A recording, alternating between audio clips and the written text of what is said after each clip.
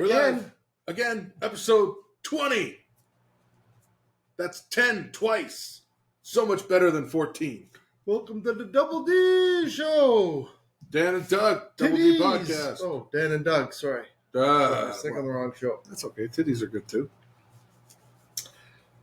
Going back to this because... back to the old recording method. Yeah, because it picks out all those clips that I used to throw up. Yeah. I just hit it, and it magically picks them all out and sends them to me. And all I had to do was load them. Well, that's when I did it the other way, it was like, oh, I got to go through this. I don't have enough time to do that every week. I get that. That's why there hasn't been very many clips. So. And last episode, it was the YouTube one, right? Yeah. It looked like it looked a little grainy, and there were parts where it like stuttered. Cut out. It cut out a bit. Yeah. And it was like, I don't know if it was the bad internet or if it was just the processing power wasn't there. I don't know. But hey, you know what? Old school. That's how we roll. That's what we like. That's what we do. We need a producer. Chris? Emmy. Okay. Emily with 2 E's can be our producer. Chris can be our tech expert, cameraman, hype guy, search guy. Or somebody has to be...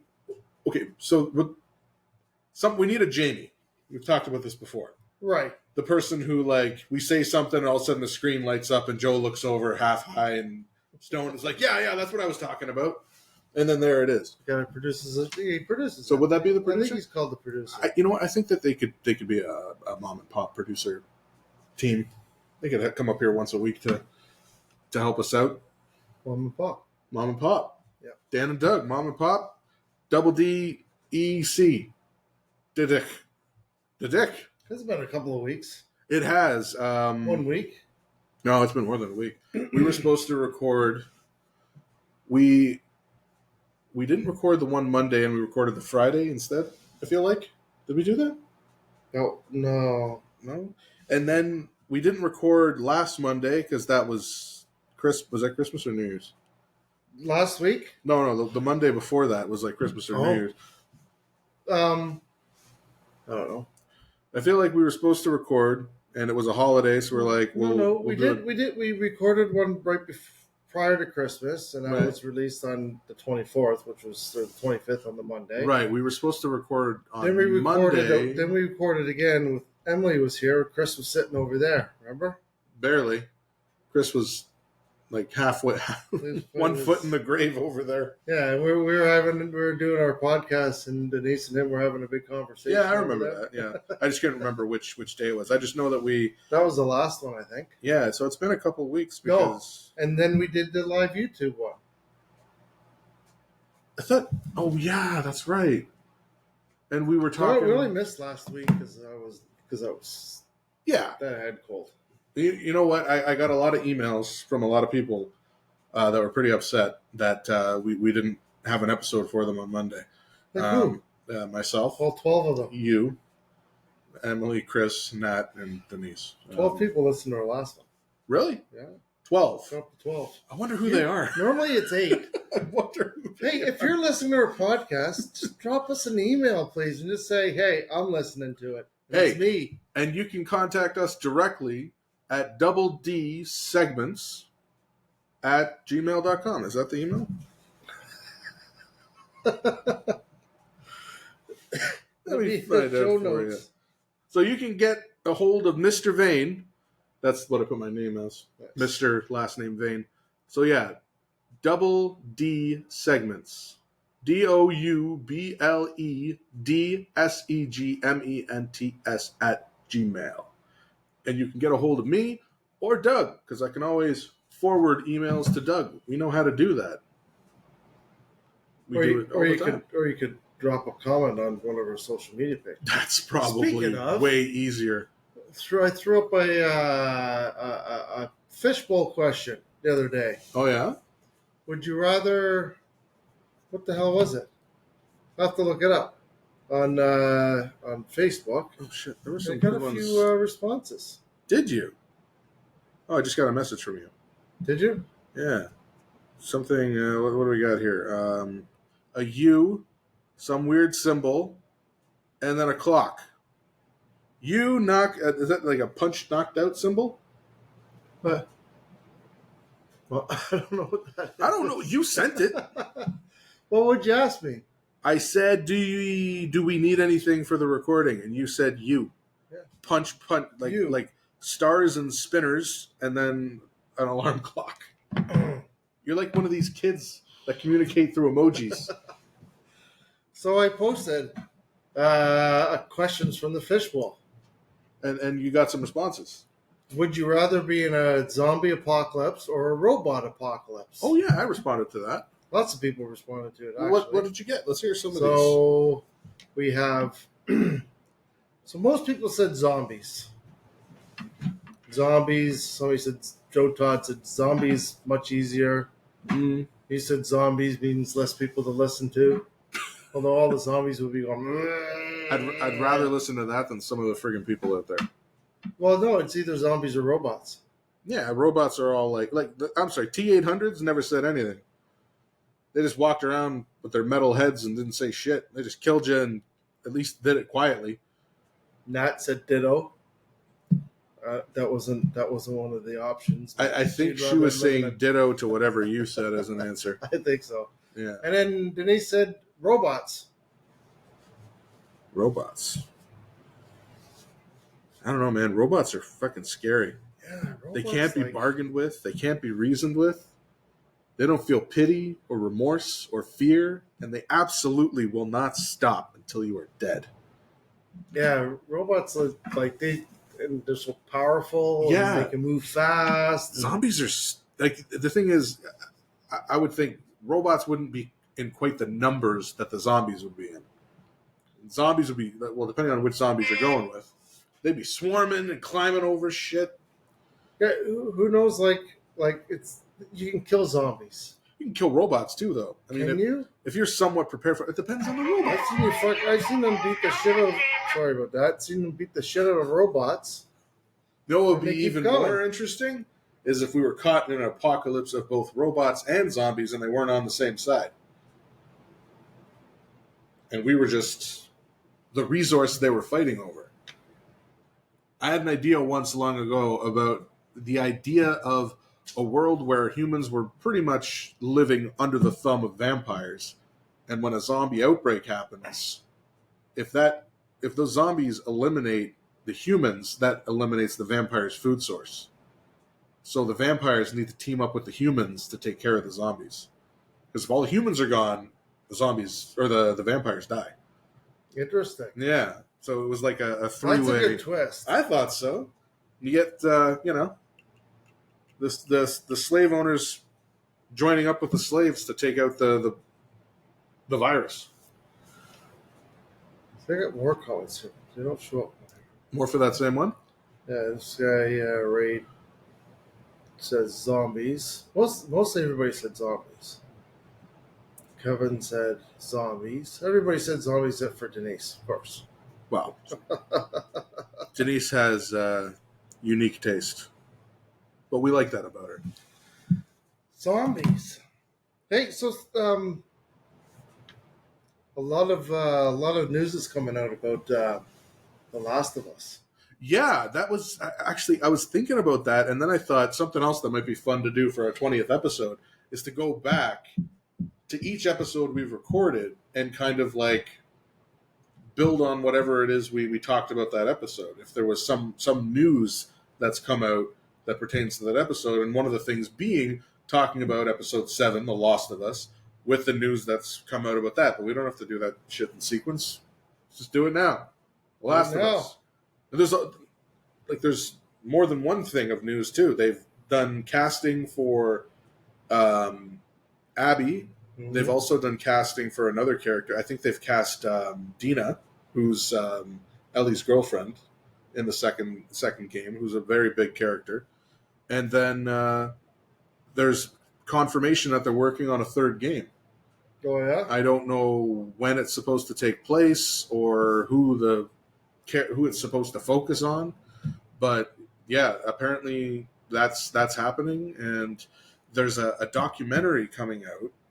They did a documentary about the first game called Grounded, because Grounded is the hardest difficulty you can play The Last of Us on.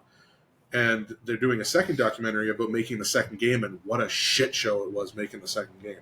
Because it was around the time they were partway into it when the pandemic really hit. Right. Yeah. So there's show casting, game confirmation, and documentary coming out. So a lot of exciting shit. Interesting. Yeah, which stuff did you know about? Just been seeing some stuff about casting and how they're getting ready to start filming in the next couple of months. Yeah, the one girl, the girl that's playing Abby, I actually saw her recently on that show, Raylan Gibbons, that we both really like. Yeah. Yeah. No, she was really good in it. And all joking aside, I remember seeing it all over the internet. People talking about their dream casting for Ellie and Joel, and it was her as Ellie and the guy who plays Jaime Lannister as Joel, which I think could have worked. A lot of combinations could have worked, but she has more of Abby's look. She doesn't have to present exactly the way Abby did. Abby's fucking huge. Yeah, she's a jacked chick. She's all shoulders, arms. She's massive, right? She's built like a fucking man, essentially, and clobbers the shit out of anybody who comes near her. I don't think they're going to get that tiny little girl to look like that. They can have her build herself up, and look stronger, but she's not going to have the physically imposing energy of Abby from the game. But she doesn't have to. Right. Yeah. Even Pedro Pascal doesn't have the size that Joel has in the game. Joel's a big fucker, man. When he hits people in the game, it feels like bricks are hitting flesh. You ever see Home? Of course you've seen Home Alone 2. When Marv's taking bricks to the face, that's what a punch from Joel feels like. Interesting. Yeah, so that's very exciting. So that probably won't be out till... We gotta wait. They're about to start filming. I saw something the other day, and it was talking about when they were going to start filming again. So it's not for a little bit still, but soon. It's coming up. Yeah. And then we can do The Lost of Us Part 2 when we've watched Season 2 of the show. Maybe we'll do a week-by-week fucking analysis of each episode. Oh, yeah, we can make that a segment. Well, there you go. Yeah. I like that idea. But then again, I love me some Last of Us.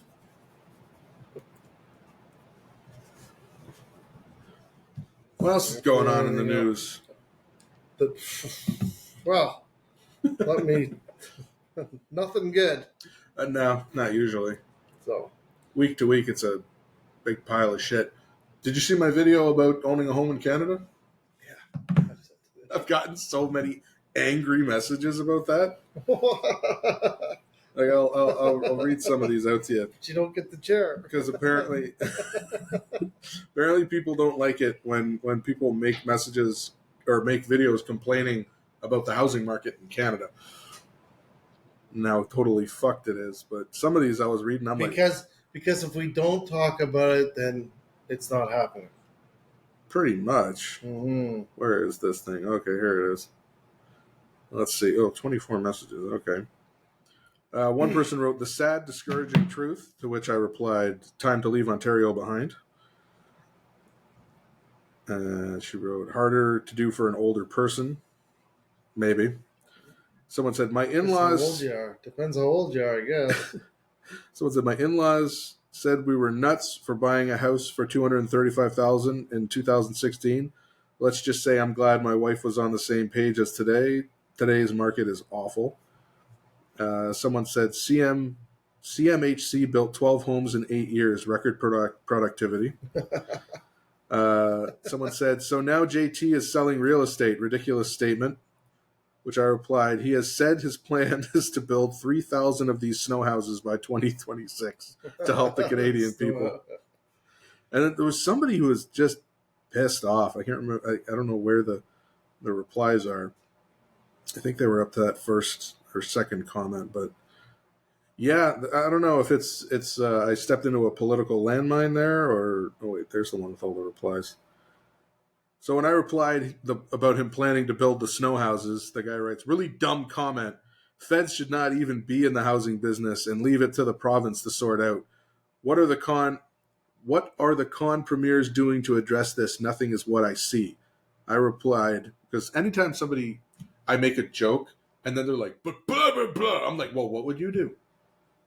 So I replied, what do you think needs to happen to fix the current situation with housing? So let's hear what you think, genius. And he said, it really comes down to supply and demand.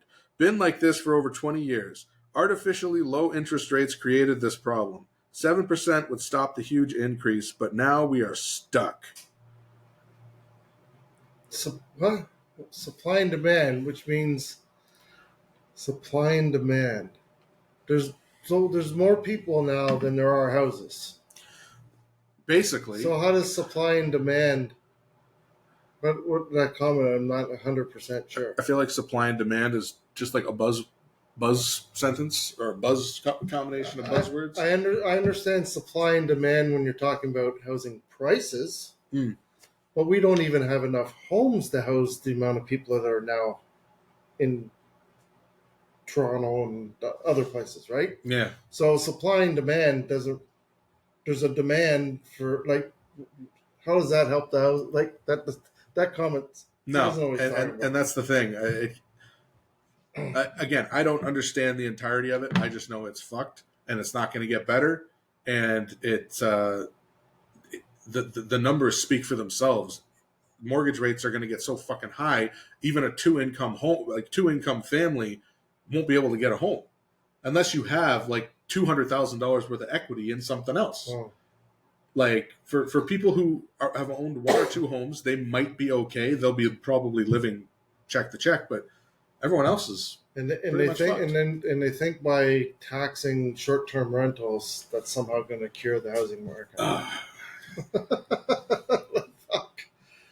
Anyhow, I just thought it was a funny video because me and my son were outside making a snow fort. I laughed. I know, and I brought the chairs over so that we could sit in it, and he's looking at me like, what is this? I'm like, it's a snow fort. He's like, there's no roof. It's like, it's a fort. There isn't supposed to be a roof. We just sit in it. The walls are a foot high and the snow is shit. And he was expecting walls. And I'm like, no, you know how heavy this freaking snow is? And then I went out to do something and I thought, oh, you know what would be funny? These are the houses that Trudeau expects us to live in. But yeah. So there's that. Didn't was it Peterborough? They bought fucking ice huts, those tents, the ice fishing tents, and put them up in the city for some homeless people. Oh my god! Hey, look, we got housing. Or one city had a bunch of sheds. You can get one of those sheds. $120,000 could get you one of those ice sheds. Yeah, you could buy it and they'll set you up in a tent city, just like in District 9. Shit in a bucket. Shit in a bucket and throw it out when it gets full. So listen, TikTok man. Yeah? This is with the $1 million man going on here. You're famous now? Are you going to do your own show? The Dan Show. Yeah. Maybe I'll just do the producing. You can do the Dan Show. The problem is... Mr. Vane. $1 million fucking man. $6 million, $1 million fucking First of all, you don't get a dollar review.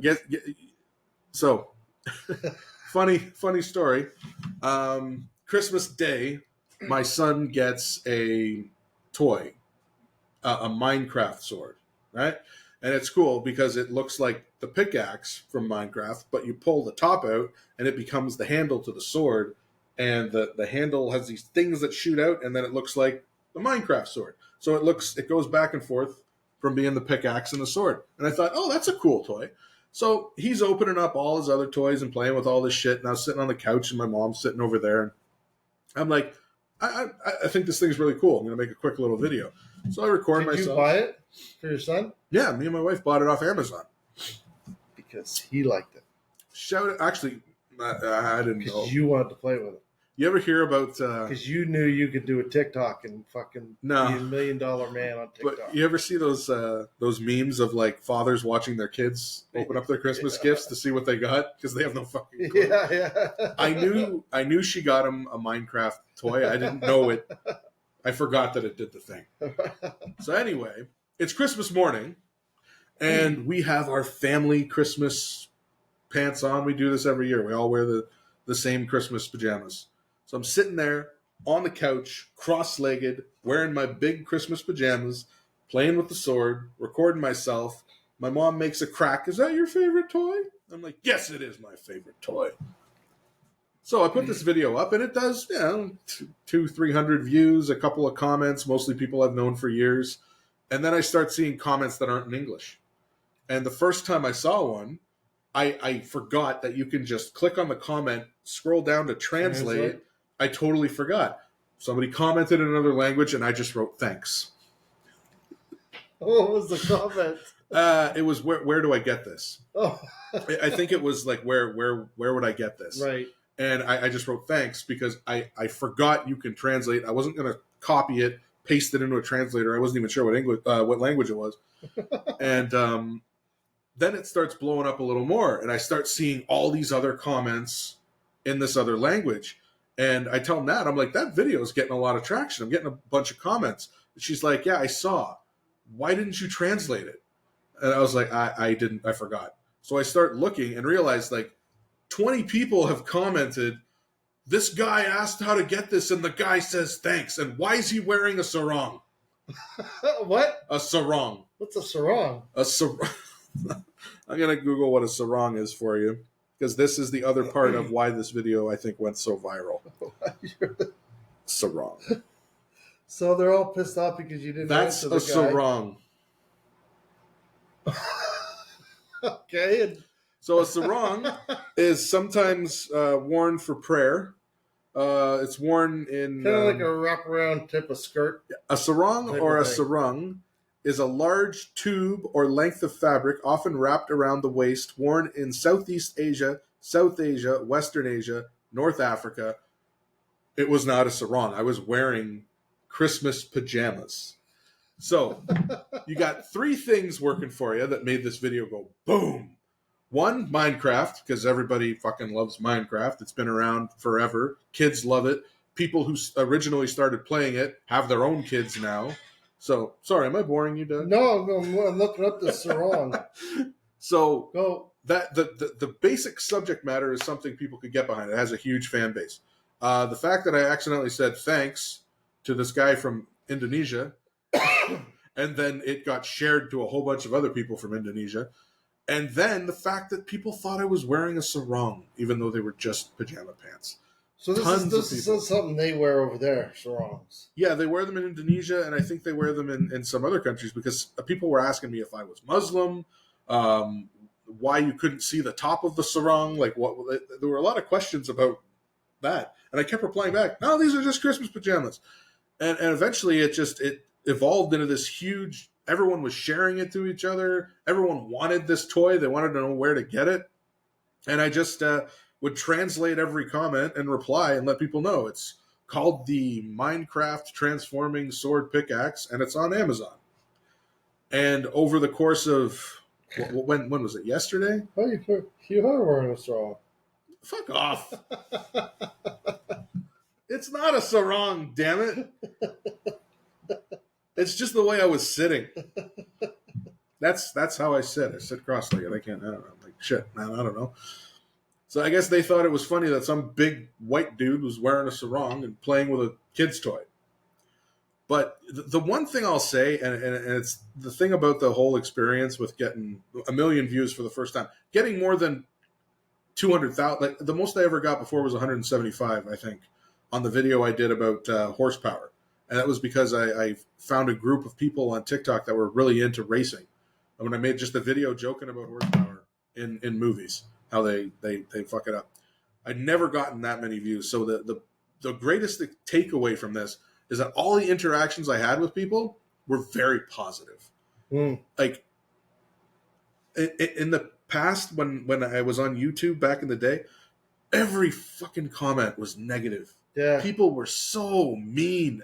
Yeah. Always making fun of my weight, making fun of the way I looked, the way I talked. It was so damn negative. And I don't know if people from Indonesia and other countries are just more respectful. I don't know if the TikTok algorithm just deleted all the comments that sounded shitty. That could be it, because sometimes that happens. But it was really nice to just have a really positive interaction. And people liked the thing. they ask me how to get it, I let them know. And I got compared to a few different actors. Like? Well, the old classic Jack Black. I get Jack Black a lot. Somebody said I look like an angry Chris Pratt. Okay. Yeah. One guy, I'd never gotten this before, he said, you look like Ares from the Percy Jackson TV show. And I had to look that up. Do you ever watch wrestling? A long time ago. Okay. Do you know who Edge was? Oh, yeah. Edge. You know Edge was from Orangeville, eh? Yeah, he's a Canadian guy, right? Yeah, from Orangeville. The guy I played baseball with, when he grew up, he was his neighbor, and they were on the same baseball team. Oh, wow, really? Yeah. Well, one person said I look like him. Three degrees of separation. Apparently, yeah. Not bad. Not bad at all. And one person, and I couldn't believe this one, I told Nat, and she fucking laughed so hard. Alan Richardson. Alan Richardson. The guy who plays Reacher. Oh. I said that to Nat, and she's like, you mean Alan Rickman? I'm like, no, not Alan Rickman. And I told her the guy who plays Reacher, and she has this laugh that it's like she loads it. She goes back, her mouth goes open, and it's just like, and I was like, wow, I guess she thanks. didn't think so.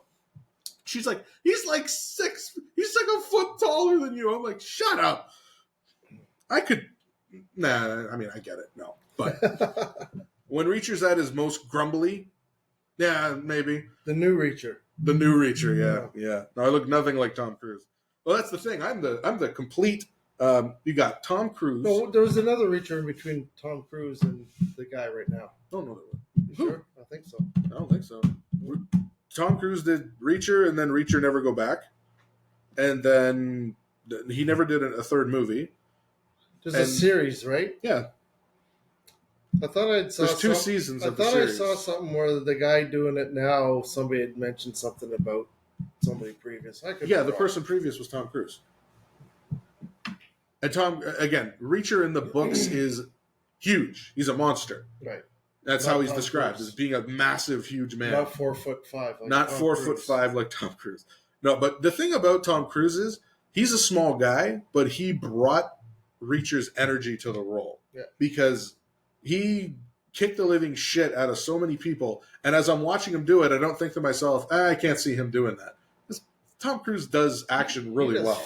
Fucked up fucking stunts, man. He does. And there's a scene, it's one of my favorite scenes in Reacher, where this girl comes on to him in a bar and he kind of blows her off and she acts like she's insulted, and her friends come over to like defend her honor and tell him to step outside.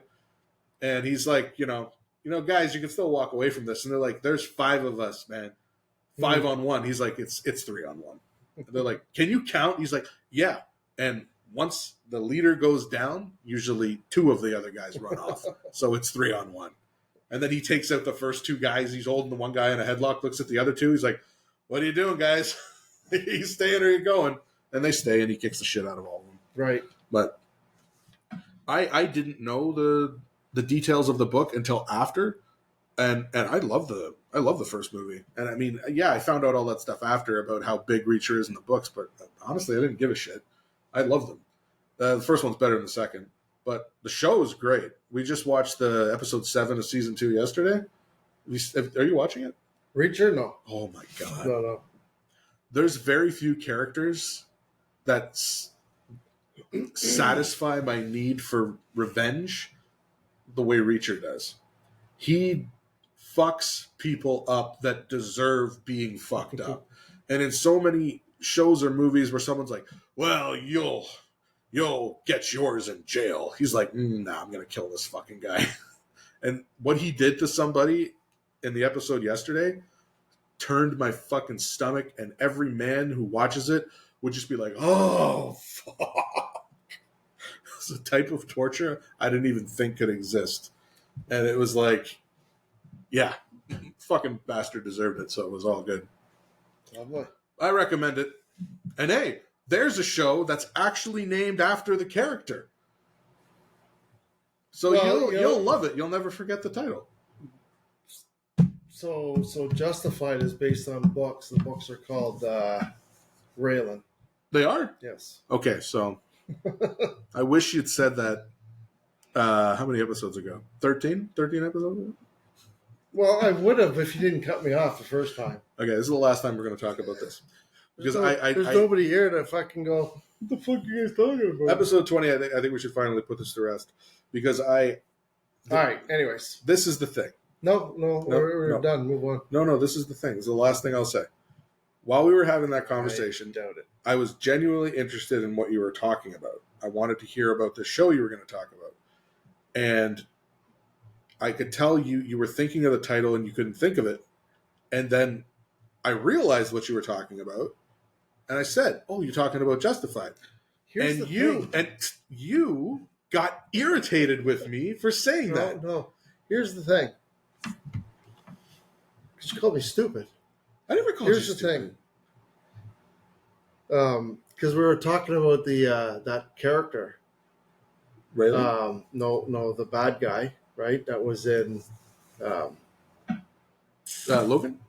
Huh? The bad guy from Logan?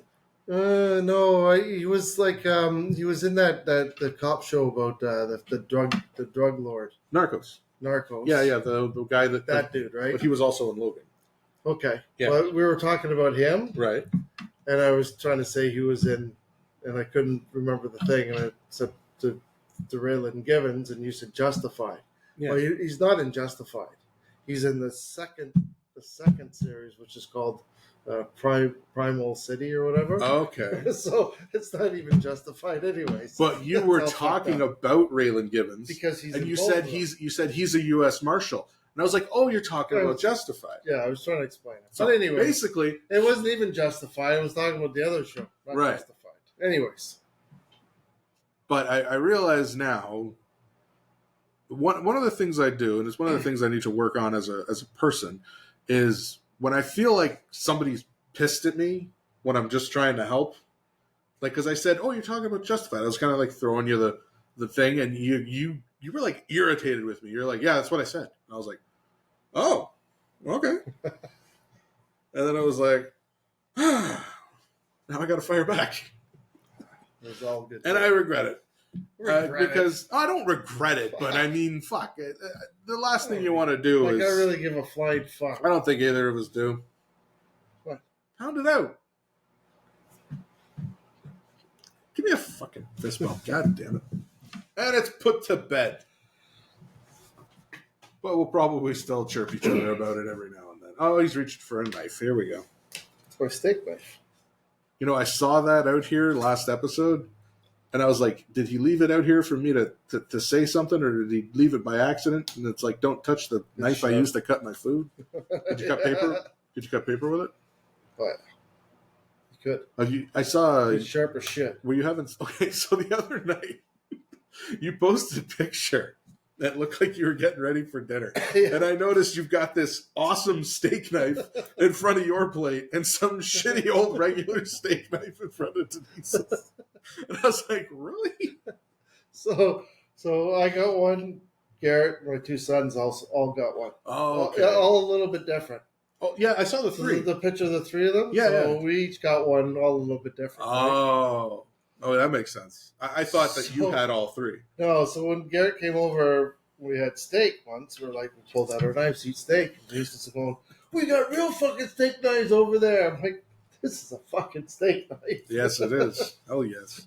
Wonder if they'd let you bring that into the keg. I have a permit. I have a carry permit for this steak knife.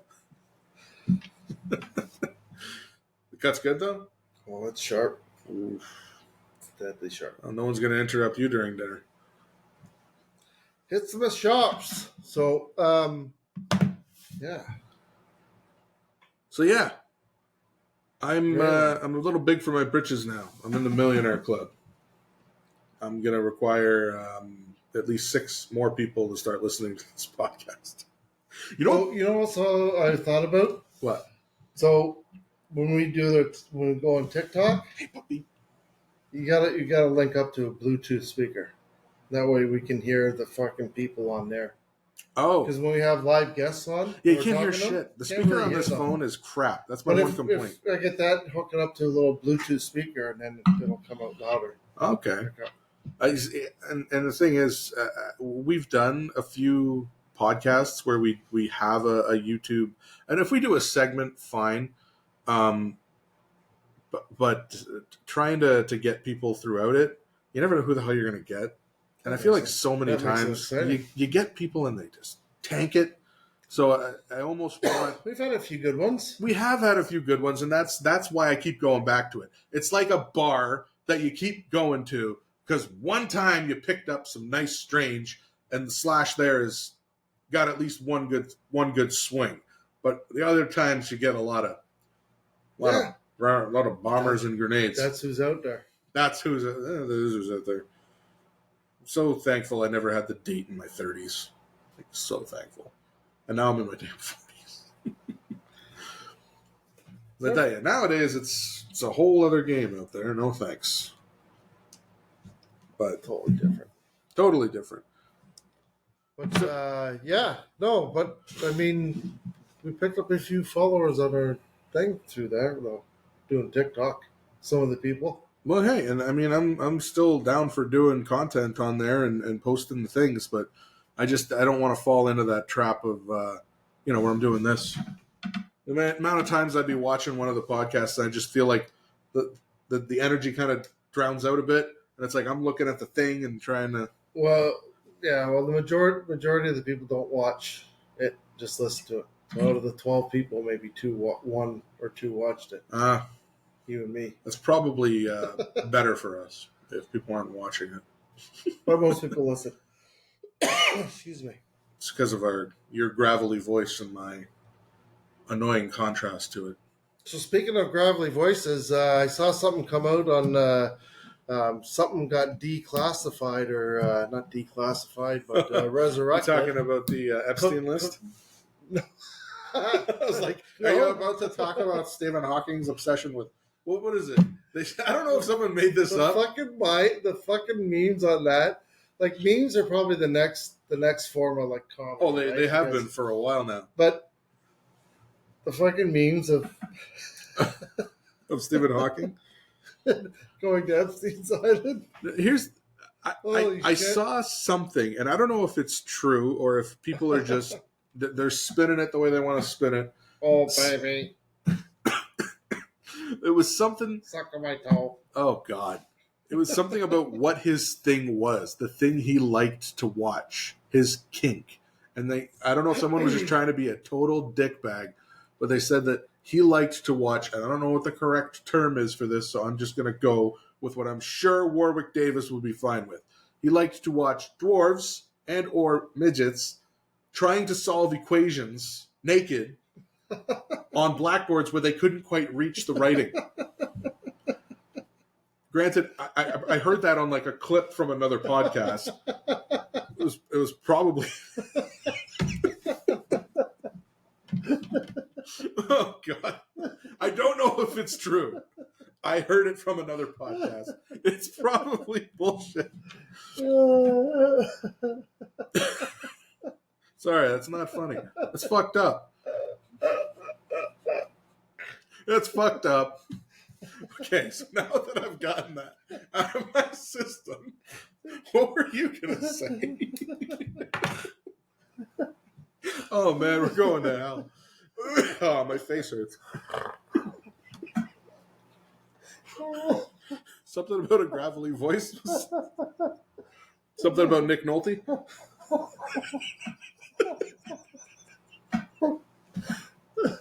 Oh, God. Oh, God. You okay? Good luck getting that visual out of your head. Go. Dude, here.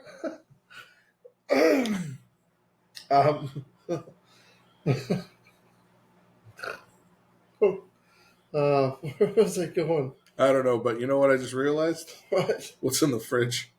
Nothing. We have nothing in the fridge? No. Actually, there might be one in there. There's some vodka things in there, I think. Well, hey, it's episode 20. We may as well diversify.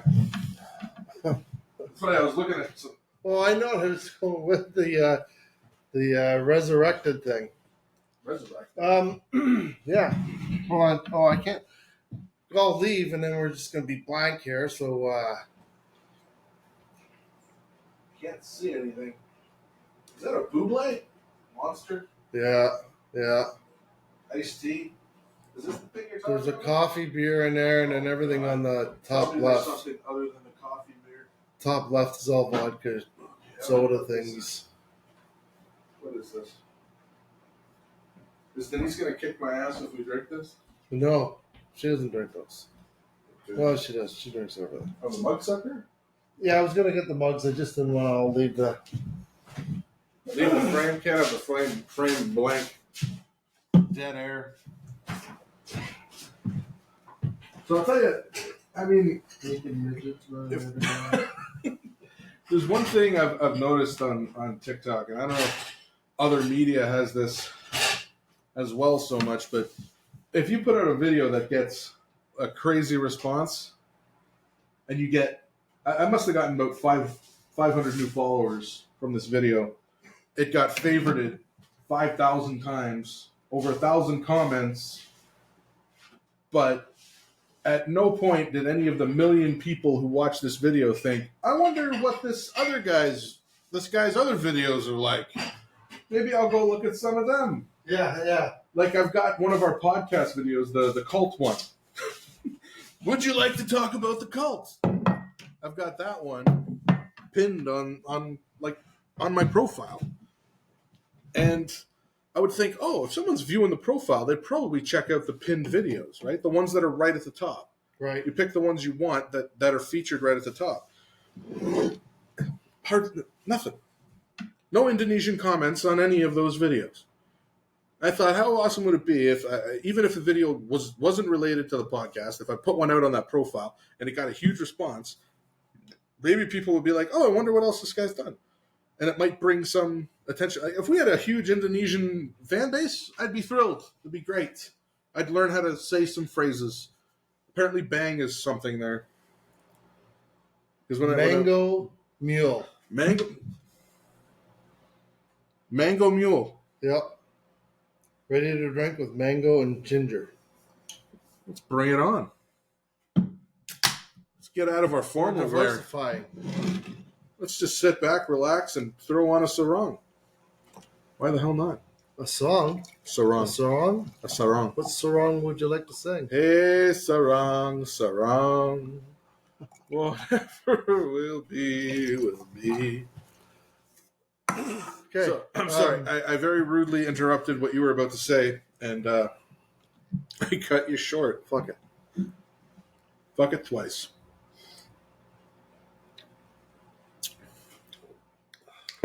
Better than most of the stuff we've had on here. Yeah. Crisp, refreshing, and there's alcohol in it. Chris? Did you say Chris? Crisp. Oh. Anyways, so Chris finally released some lost footage. Oh. The lost footage of Speaking of gravelly voices. Biscuit and the Cookie, or whatever it's called. Kilo and the Cookie. Yeah. Actually, and I remember talking to him about this. I don't know if he finally changed it, but I've been meaning to read the original script and then look at the scene, because it's, of course, everything changes. Where the hell is it? So Kilo and the Cookie is Kilo and the Cookie is a section of Those Who Remain. Yes. It was segment. It was supposed to be in episode 7, I think. Yeah, it was supposed to take place after the mid-season finale, which plans for the mid-season finale where it was going to be this huge action sequence. Pugsley was going to get killed. Tara and Jetlag were going to run into... Tara and Grizz were going to run into Jetlag. It was a whole huge thing that was going to happen. And we filmed the Percy scene first, which was supposed to be in episode 4. And it got edited because all we needed was one scene for 3. And then we ended up filming this other scene that was going to come much later. And the footage sat for shit. What, 8? Oh, how long ago was that? Yeah, long time. Hold on. So I go into my photo and I look for picture of Doug. and I will be able to find the day that this happened. Look at this. This is you. This is Doug. And then I scroll back at all the times I've ever taken a picture of Doug. A lot of podcast stuff here. Well, a lot of this is podcast stuff, right? There's podcast That's like Doug. fucking creeping on fucking. There's the day we filmed the flintlock scene. What's with that one there? Which one? That one there. That one? Yeah. Oh, I was just recording, and you like jumped in front of the frame, so I just grabbed that frame. Even this, that's like a split second of you taking the gun out. It was like as I was panning back to Chris, and I just caught this great shot of you with the handgun. And that's the one I turned into the one of you pulling up the vegetables. Right. But that was that day. This was the day. June 3rd. 2022. Yeah. That was 2023. So back in June. Yeah, I came to you on June 2nd, and we scouted the location. And you took me for a ride in the Argo. Remember that? When did the... really? Okay. And then... It's only last year. Yeah. And then, yeah, we filmed that scene, and I I always talk about how I almost died during that scene because somebody who was the stunt coordinator had things. I get it. Your family showed up, and you got your family comes before the guy you just met, even if he dies in the process. But it was nice to see that scene. Edited together, and that the day he posted it was the same day I got the fucking million views on the TikTok, and I was more excited about the like getting to see that scene. Like that was huge for me because for one I felt kind of bad because those I can't remember their names. Yeah. And I feel like a dick for that, but hold on, because Chris made the post and. Yeah, hopefully I can pull it up. But they in the post, needed them in the post because one of the things I said to him when I was trying to get him to finally edit it together. So I was like, "Hey man, those people came out. Oh, hold on, I got their names here. Kevin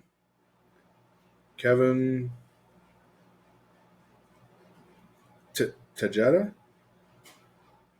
No, Kevin was the guy who played Miles. So Kevin, who was great, and then Emily and Brian was a married couple who we've been trying to get people to play these damn scavengers that I kill in the scene for months.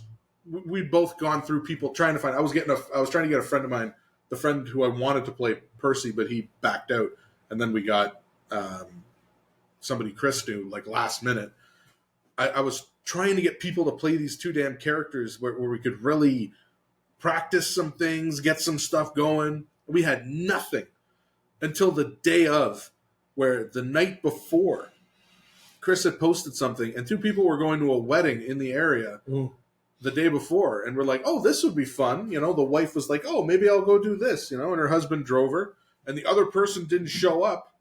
So she stepped up, and her husband stepped up too, and they played like a couple going around scavenging and trying to kill innocent young men. Didn't work because they ran into the biscuit. Well, you want to see that footage? Go to Fruit Box. It's actually not officially posted. Oh, you can go to. Oh, you have to join the group to see it. That's the thing, right? Or it has to be shared to you by somebody who has access to it. But I said to Chris, I was like, "Why don't you upload this?" He's like, "Well, if we ever want to do anything with it," and it's like, so what? If we ever do anything with it, we take it off, delete it from YouTube. So if I put the link in the show notes, they could click on the link and watch it. You know what? I think that might work. It's worth a try. So let me know if it works or not. Yeah, all 12 of you. We'll put it there for you. What's it called? Donkey? Mango mule.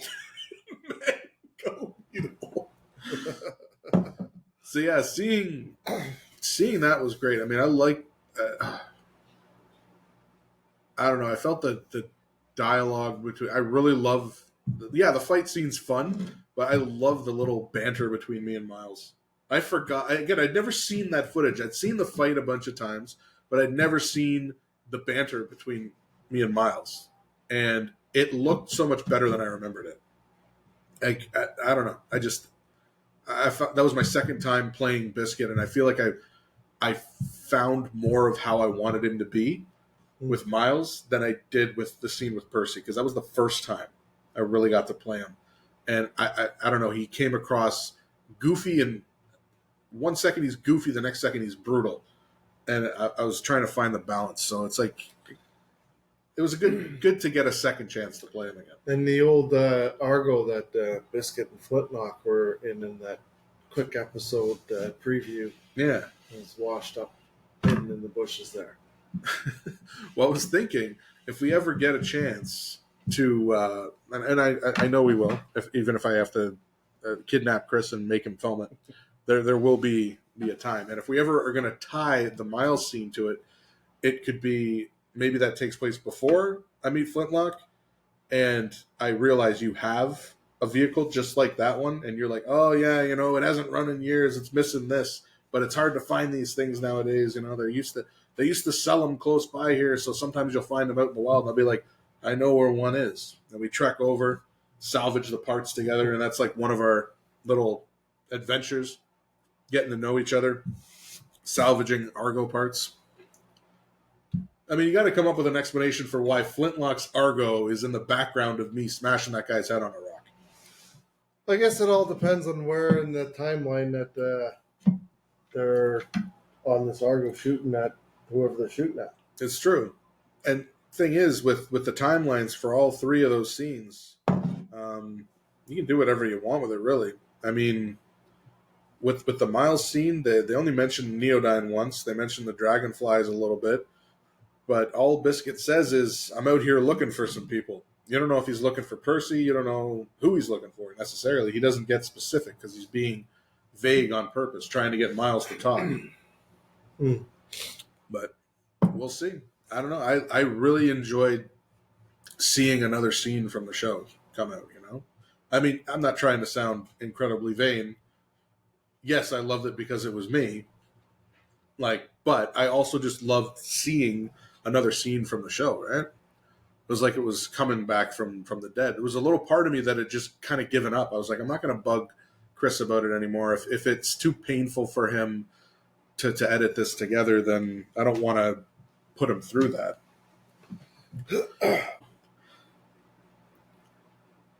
But, I mean, if we ever... I mean, there's the times that we shot here at this location, at different ones, we did, the in the hospital bed and did all that shooting. And there was lots of people here for a long time. There was, and those were big days. Those were great. I wanted to be here for that, even though I wasn't shooting. I wanted to be a part of it, and help out however I could. Those days were great because, I mean, Melissa was always fantastic, and I think his name was Brian, the guy that played Marcus, and he still says he wants to return. He still wants to do something. Marcus was the sheriff, that dude. Yeah, the guy that played Marcus. Yeah. Those, I mean, as well as I do, those they weren't the problem. The problem was in other places as far as that. But yeah, I don't know. I still hope something comes of it, but I never wanted to be a sour part on it. I didn't want. I don't know. I think maybe my enthusiasm might have gotten me in trouble a couple of times. I mean, my enthusiasm got me in trouble a couple of times. But I just wanted to be a part of. I just wanted to be a part of it, and I loved it. And I hope, really, really hope we get to do more, even if it's not that, even if it's just something. I just want to do something. I love this shit. Well, hopefully he starts feeling better and get on to other things. But I think he will. I think he's not. The more and more he feels better and stuff, he might feel back into that doing that shit he can do. Yeah, who knows? Maybe after editing that second Biscuit scene, he's like, you know what? Maybe I don't hate this fucking character as much as I thought I did. Maybe that gravelly voice and awkward, complete and total change in facial hair could kind of work. Convince them to do the flintlock shop scene. Well, the more I think about, I do love that scene. The more I think about it, I almost want it to be. It feels like it's a Biscuit scene where we introduce Flintlock. I almost want it to be more of like a Flintlock scene, and Biscuit's just kind of passing through it. So it would almost be like something would need to happen before I come into the shop. And I had a funny idea that it would be, I want to work in the dialogue that was created naturally between us, where somebody comes in with some attitude, points a gun at you, and then you say the classic, well, you know, I got my own guns, and just deliver that shit and threaten to hunt the guy down, and then the guy leaves.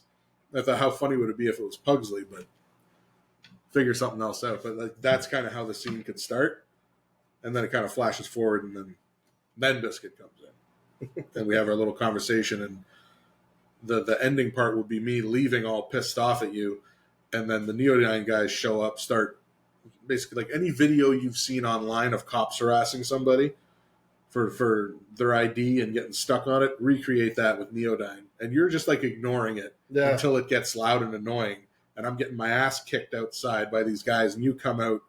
Like, you ever see Roadhouse? Of course you've seen Roadhouse. But you know the scene where the older, I can't remember his name right now, the mustache, Sam Elliott comes outside while Patrick Swayze's getting the shit beaten out of him, and he doesn't jump in right away.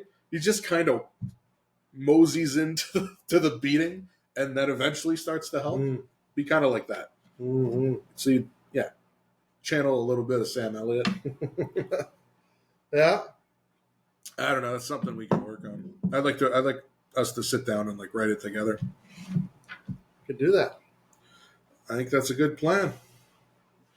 I fucking love this shit. I love it. Well, I'm getting all these memory flashbacks. You know, Facebook sends you all these memories and shit, right?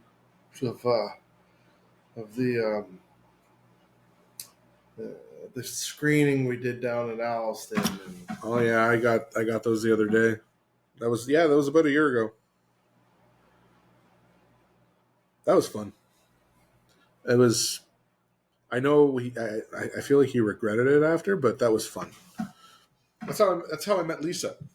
Right. Yeah, because Melissa brought her there, and I don't know if I met some other people that night, but yeah, it was a cool night. Made me really wish we'd sat in on a screening, but it was good. What are you doing, dog? I think we should have just screened it here. Kept it. I mean, if you were cool with that, rented a screen, put it up outside somewhere, set some chairs up, make it, not crazy. Could have just cleared up that room and put a screen at that end and put a bunch of seats in here to watch it or whatever. Yeah. I mean, if Denise was okay with that, then that would have been fantastic. And who knows, in the future, maybe. But we'll see. I've heard some buzz. Hopefully he doesn't listen to this episode too soon and get pissed off at me. But you've heard some buzz. You got a scoop? I mean, I don't want to too late smoke and fire and whatnot, but again, the scene coming to light, I hope it's kind of lights a bit of a fire, because again, the video looks good, the sound looks good, the fighting scene was clunky, but a lot of people fucking react to it. Donkey. And if he actually posted it online, put it on YouTube, who knows? You never know. Yeah, a lot of people were responding and reacting to it. Mm-hmm. And that's just people who were like, it was shared from the limited video, right? But I don't know. Let's just say it might, things happen and then they're reborn, and the chrysalids and all that shit. You never know what's going to come out of a cocoon. But I think I wouldn't be I would definitely be on board for anything. Rewrite, retake, retell, remix, whatever. Yeah, well, they offered me, pretty good. Offer you something good? Yeah. A trailer. I did offer you a trailer. What did I offer you? A trailer? This is a whole bunch of bullshit. Advertising. Oh, yeah, advertising. All the advertising you want on the Double D podcast. And put as much as you want on there. I thought it might be fun if we actually sat down and worked out the scene, actually did a reading of it. And fuck, why not? Record it, make it a part of a podcast. Us like just doing a table read. Doing that, yeah. Yeah, I could do that. Can offer you a trailer, the one in your yard. All the beer you can drink, whatever's in your fridge. And a dedicated media advertising market on the Double D podcast. That's a great Might offer. be able to kick in some flakies for the craft table. Absolutely, because we love our flakies. Call back to episode 1, the flaky. So, dude, you're scratching my foot. Jackson, you're one of the best guests we've ever had, buddy. We love Jack. He might be one of the people watching it. Listening to it. What you doing down there, buddy? Jackson likes to listen to the Double D podcast every night before he goes to bed. So, get this. I was listening to... Every now and then, I'll put it on in the car while I'm driving home. And Max usually doesn't pay attention to what I'm listening to. But one day, I'm driving home. And you and I are talking, going on, whatever. And Max is watching his iPad. And he looks up and he goes, Dad? I'm like, yeah. He's like, why do you keep saying fuck?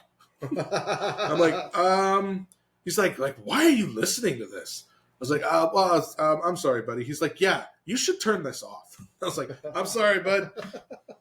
Because he hears swearing. It happens. People are around and they forget and they swear in front of the kid. And yes, he's overheard, on a podcast or when me and Nat are watching a show quietly on our phone, hoping they're not going to come find us. So he knows those words aren't okay to say. So then he wonders why I'm saying them once a week when I go to hang out with Doug. Yeah, why are you saying it? He's like, why are you and Doug swearing all the time? It's like, oh, shit, I'm sorry, buddy. I keep telling myself I'm going to start a podcast with, one of these podcasts, I'm going to make the promise to try not to swear so much on it. But then I thought, take some of the spice out of it. It'll be the first one that will have the mark not for kids. Yeah, we'll have a Double D's Junior. We'll call it the training bra. The what? The training bra. Jesus. No, we will simply call it the AA meeting. That's a good double entendre right there. Cheers to the AA meeting. I know it's going to be in the fridge that night. So, off the top of your head, what is your favorite beer we've had on the podcast? The Land Shark was good. I always go back to the Land Shark. I think episode 21 we'll have to revisit. Maybe we'll do a fridge the revisit. Waterloo Radler? The Waterloo Radler or was it the great. Stiegel Radler we had? Any Radler, I'm happy. I love Radlers. I don't think I've had a bad Radler. I love grapefruit so much. Are you waving to yourself? Yeah. Because you've had a bad Radler? Nope. Who are you waving to? Me. Is that like a secret moment for yourself when you're watching it? Yeah. It's like an inside joke with yourself. Which is fine, because I laugh harder at my jokes than anyone else I know. So I guess that's somewhere in the same vein. The major, the Commander Hatfield, I think was a good one. Yes, that was a good one, I remember. Past that, honestly, I think of those two. Those are the two that I remember the most fondly. Nothing I'll else. have to look at them. Yeah. The empties and see. I threw a bunch of empties. Should have shot him. I was shooting at a can of San Pellegrino yesterday. Because I got this new pew-pew. which I'd wanted for, 3-4 months. And I kept saying, around Christmas. I got it for myself around Christmas. And I finally got this fucking thing.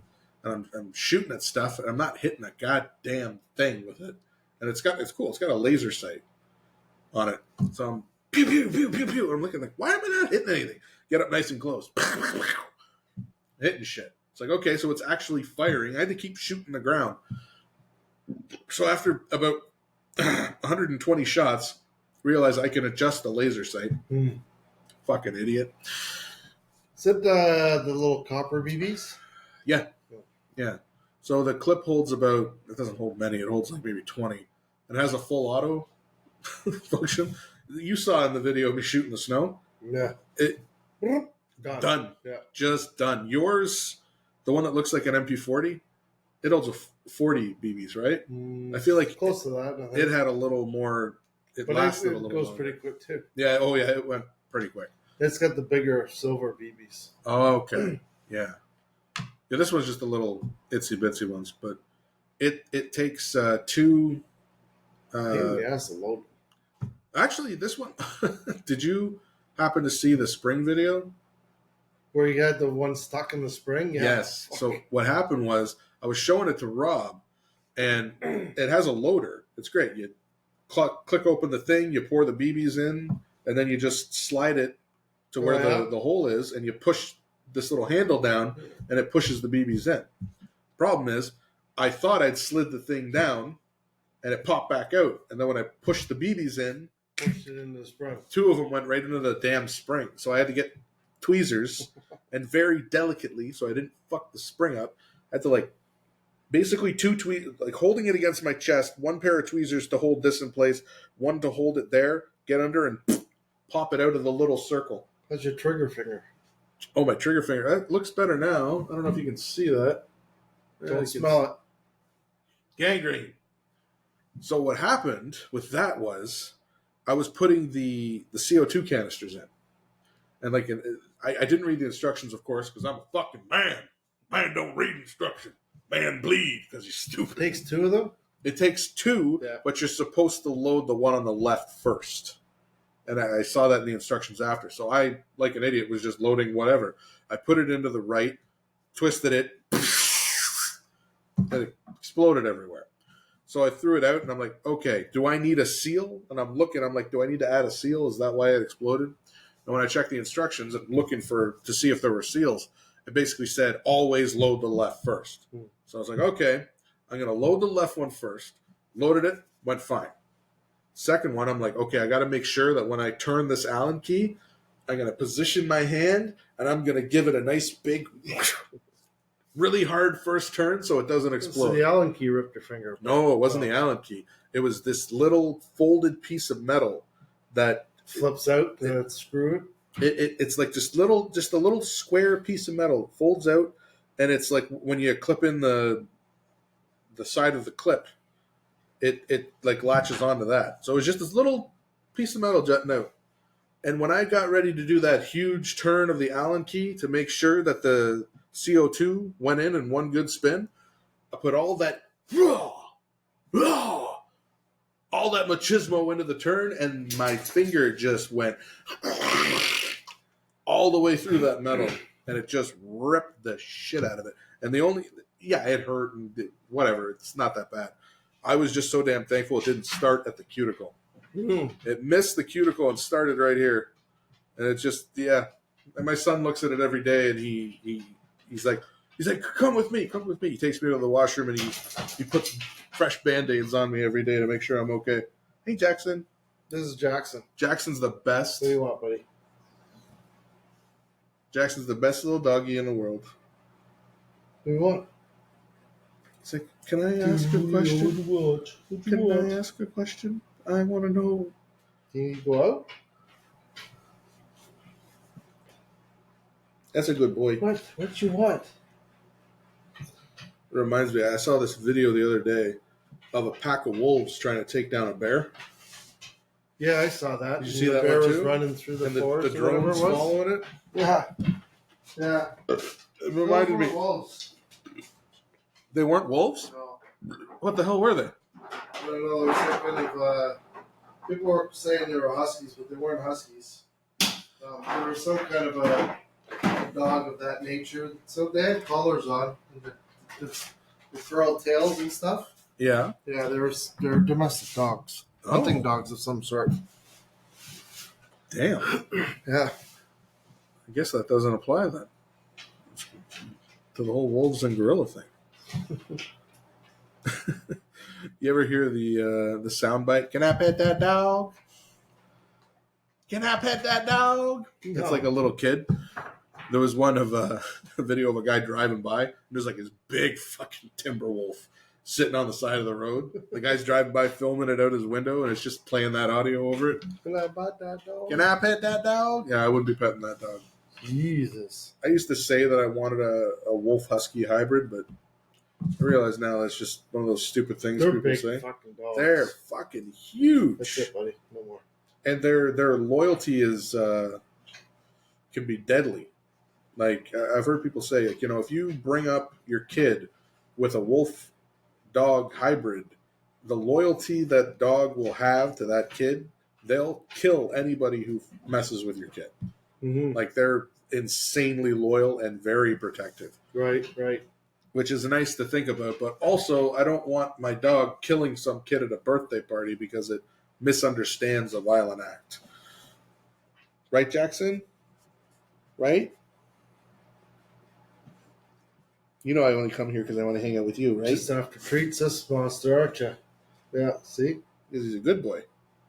What? No more. No more. Clip this, we'll get like 1 million No views more. on that. Scott, look. It's the Triple D podcast. Dan, Doug, and Dog. Look. I feel like I'm like a fucking dealer at the casino. It's like I gotta show my hands when I'm done. Look, no more. Done. I love when the little paw goes up. Like, come on. We have company over. You have to spoil me. No more. That's a good boy. So I was doing something the other day. It was whoa. Okay, one more. Get him one more there. It was questions to ask to figure out if someone's boring. Uh-oh. Someone is boring. So I was doing an experiment with some people to figure out if they were boring because I thought they might be. And as I'm reading through all these questions, I'm like, oh, these are kind of like the fishbowl questions. And let's Hey, see. we don't have any fishbowl questions, so let's go. Let's run through And some. then there was another list I found. It was 450 questions, and I thought, wouldn't it be fun if one podcast was just us doing the gambit? Set. So first one. What? Some of these are. So number one, tell me the 3 best things about you. Oh, Jesus Christ. What the hell's that noise? Is that a soda stream? My wife. Hi, Dan. Hi. Soda stream. I agree with that. She's definitely one My of those things. wife. My dog. My kids. Good answer. In that order? No. Well, yes. I would have a similar answer, but I don't have a dog like Jackson, and I'm not a really huge fan of my You're a cat. fucking copycat. Can't No, make no. up your own answers? I love my That's wife, it. I love my kids, and I love my friends. Because I don't have a dog like Jackson. Yeah, but don't you think the kids come before the dog? The dog was closest. And honestly, the dog's still here. Where are the kids? When your kids grow up and they leave you Yeah, but dogs. to have their own life. But dogs die, and then they're all sad, and Yeah, but it's pretty sure. every dog dies. Not every dog really lives. Jackson has lived a great life. And that's what you'll remember. On a scale of 1 to 10, how strict are your parents? Or are/were your parents when you were It's young? so funny that you bring that up. Just I have to interlude for a second. Interlude. You have to come here and interlude. No. No. Yes. We need people to know that we It's talk video. to women. Women are in our No, lives. They think we just think it's AI or something. No, A couple of dudes pretending they're talking to a no, woman. I'm not going to go on here, but no, it's, Just stick your hand in front so they know somebody's Wave your there. hand. There it is.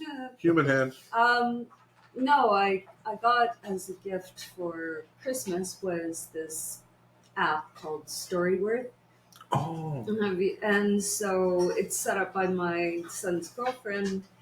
They'll send you a question on a weekly basis, more often if you want, and then then they'll take all your stories and put it into a book and give you a book at the end of the day, right? That's awesome. Like in a year's time when you're done it. But the question I had was on grandparents. This was the question I was just doing. And it was funny because they were talking, and I was just writing about how strict my grandparents were. And then you brought that up. That was so weird. It's Weird. this whole thing was planned. These are questions from the storyboard. They are the storyboard of life. But actually, it's funny that you mentioned that it was your son's. You say your son's girlfriend that set it up? Yeah, Meg. We did that with my mom, and Nat set it up. So it's almost like it's one of those things you do for your spouse's parent, but you don't do for your own almost. That's weird. They also got it for my mom. My mom. They got it for her. Yeah. Garrett You set didn't it get up. it for her. No, No. I don't even know what it is. I still don't really. You will, and it's pretty amazing. Like Yeah. it's all the like all the stuff you would want to know that you might not remember to ask. Or Yeah, you, that's pretty much it. And You then know? it's all in a book, There and you you go. can edit and as you go along, think about new things. yeah. Some of my mom's answers, I was like, "What? What?" It was like really cool to hear the stuff.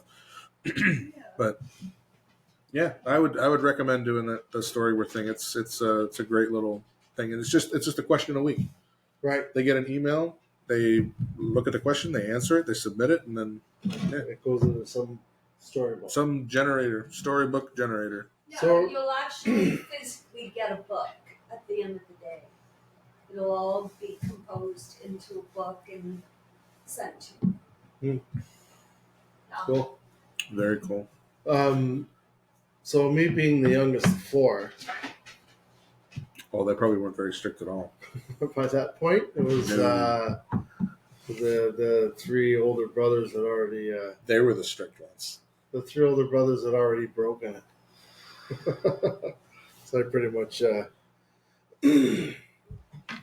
So that pretty much tells me about how strict your parents would have been. You know. Who was your worst teacher and why? who's my worst teacher? Worst teacher. I don't know. You don't have to say necessarily who, but You know, I was probably the worst student because I really didn't go to school. So you didn't go, or And you they just passed didn't me, really and give they a shit. passed me through high school anyway. So They're just trying to get rid of you. who's the worst teacher? I don't know. Does any particular situation stand out? No, No. Donkey. Nobody bothered me, and I never went to school. No. So I don't know. My teacher in grade 4 was pretty nasty. She was probably needed to retire. I think maybe she was a year or two away from retiring. Can you name your teachers up to grade 6? Okay. Miss Duval was my grade 6 teacher, but Mr. Perron was he was there at the beginning because she was on mat leave. Miss Percival was my grade 4 teacher. Sister Rosemary was my grade 3 teacher. Miss Glenn was my grade 5 teacher. I don't know if I remember 3 or 2 or 1. No. Grade 7 was Miss... I don't remember her name. Mr. Soares was my grade 8 teacher. He was the best teacher I had in elementary school. He was awesome. It was his first year as a full-time teacher, and he had that raw... He he maybe said some shit he shouldn't have said, No. He was pretty real with us, and I loved that about him. No. But he didn't take shit from anybody, which was great. He also didn't take out his bad days on us the way some of my other teachers had. But yeah, I can't remember 1, 2, or 3. I feel like my grade 7 teacher, it's like right on the tip. I remember I could see her face. I remember things she said to me. She gave me more detentions than any other teacher I ever had. That was her way of solving everything. You caused the problem, detention. You didn't get your work completed, detention. I accidentally got frustrated. Stop. Sorry, Jackson, I'm getting worked up. There was one day I was talking to a friend of mine, and I just went, Jesus Christ, detention. She gave me detention for that. She was like pissed at me. What a bitch. Yeah, I know, right? So I got 1 detention in grade 6, maybe 2 detentions in grade 8, probably 50 detentions in grade 7. Bullshit. So I remember this I think it was a science teacher in grade 7. We had junior public school, 7 and 8. Yeah. So Mr. Schwartz, I remember the first time we were in his class, I was sitting in the back of class, and he's, doing his speech on whatever, how he expects us to be, and blah blah blah, whatever. And he goes into this, we should really, strive to be like Terry Fox. And I laughed. Just Terry Fox. Terry Fox. In my mind, I'm thinking he said Red Fox. Oh, fuck. So I laughed. So then he hated me for the rest of the year. Did you ever explain to him? No, he just hated me after that. I laughed because he wanted me to be like Terry Fox, and I thought he said Red Fox. I feel like that probably could have been solved with a little bit of conversation. He didn't even ask. He just... That was it. Well, I've had a few times in my life, too, where somebody's disliked me, hated me, or thought I was an asshole over a complete misunderstanding. And it's like, well, shit, maybe you should have said something back then, because I always just thought you hated me because of my animal magnetism. I mean, I don't know. One time we were lining up to get into French class, and the teacher was late coming in. And then he showed up, late. We all stand outside the door, wait. And then he shows up, lets us in. I'm like, Mr. Schwartz for French? Talk to the office. Okay. Go to the office. I'm sitting there like, what are you doing down there? Mr. Schwartz told me to come here. Why? So I told them. They're like, really? That's when they send them. That's when they send you back. Okay. He was being belligerent. Oh, because I misunderstood him when he said Terry Fox, and I thought he said Red Fox. Well, there's your answer, Doug. You found it. And that sucks. I don't even think I knew who Terry Fox was really back then. No? In grade 7. Oh, they make it. He might have been just running at that time. Oh, he's been gone like 25 years or something. When do you think I was in grade 7? Yeah, that checks out. 25 years ago, you weren't in grade 7. I graduated high school 24 years ago. Saying that out loud makes me very sad. Grade 7, you would have been 12? Yeah, 11 or 12. 12. And 25 years, that makes you 25 and 12, 37, right? Are you 37, Doug? You're not 37, Doug. So the fact you didn't know who Terry Fox was by grade 7, that's on you. What? You wouldn't have known who Terry Fox. Terry Fox was even probably born at that time. Okay, sorry. I think this is a Mandela effect situation. We're going to need to check our timelines, figure out some things. In 1980, He ran in 1980. Yeah. Yeah. What? 1980. When did I? He Yeah. didn't run in 1980. In 1980, with one leg having been amputated due to cancer, he embarked on an east to west coast across Canada. In 1980. Yeah. Okay, so how many years is that? So when did I start high school? In 82? That's 44 years That's when I ago. was born. You old bastard. Listen, all these, it's all fucking content. It's all Okay, go. numbers.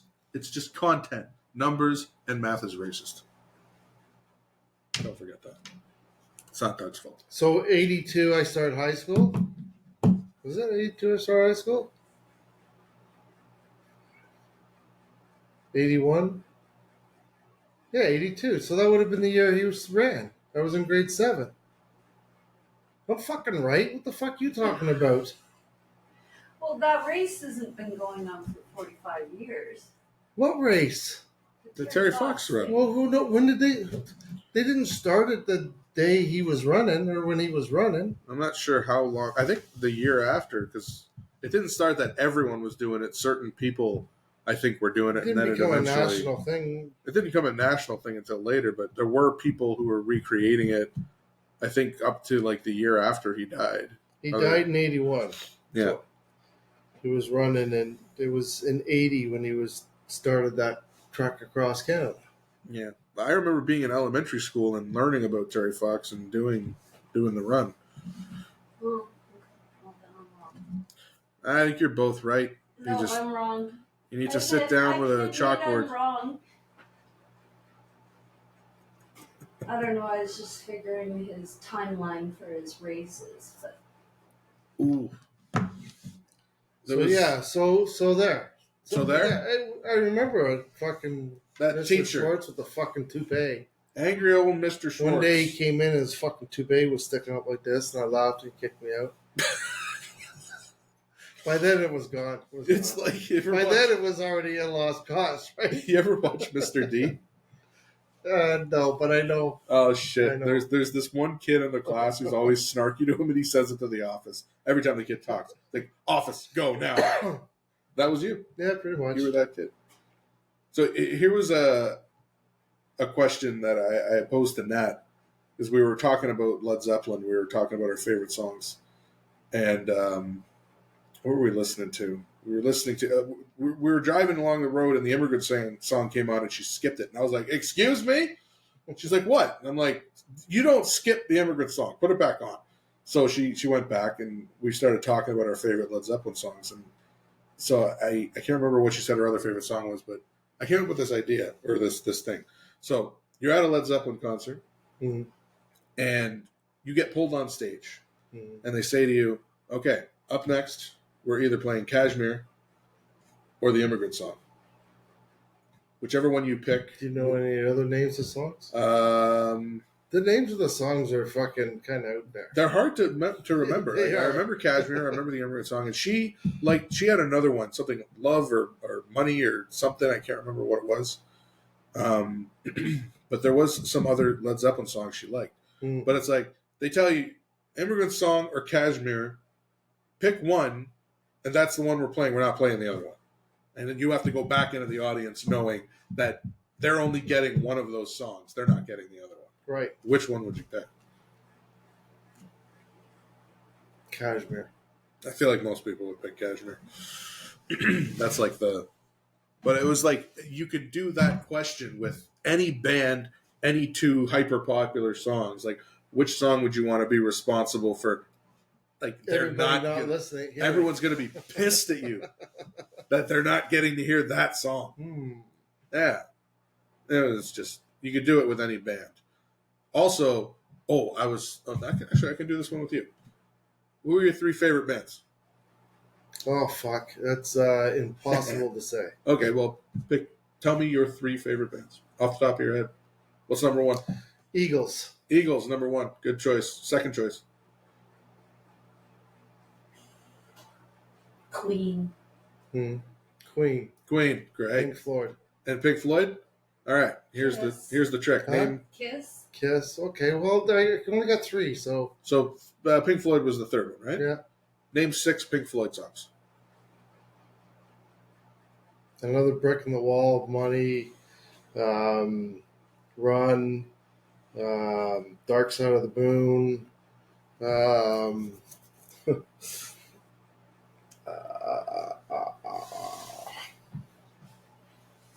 That's 4. You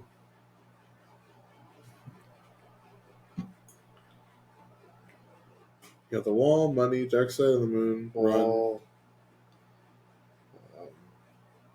Any more? Not off the top of my head. And that was like kind of the question, because people talk about their favorite bands, but it's like, okay, the first 2 you'd probably be solid for those other 2. You could name 6 songs by now. But when a person gets to their third favorite band, can they name 6 songs by that band? Yeah. It's like, if you can't name 6 songs by the band, are you actually a fan of the band? Fear of Lynn. But again, I'll eventually think of them. Pink Floyd's another one where the names of the songs are sometimes a different than a little harder to remember. Burning Man. Was that another Floyd one? Yeah. Like those ones you named by Floyd, those are probably the 3 I could name. The Wall, Money. Most of them are on The Wall, yeah. Yeah. Money, Dark Side of the Moon's different. Shine On You, Crazy Diamond. I can think of a bunch of them. Good tunes. Brain fart. Let's see what else we got here in this. Threw you off with Terry Fox. You still on Terry Fox? Good old Terry. That whole memory went. That even happened? Oh, here's a fun one for you. We've talked. I don't know where you're going to go with it. I have a new person to rag on. Name a celebrity you think is lame. A celebrity I think is lame? Mm-hmm. Like fucking... I don't know. Think is lame. Lame in the way of what? Oh, I don't know. Like, it doesn't even need to be lame. Just a celebrity that, say, other people love, and you look at it and go, "What the fuck? Really? This person? Why?"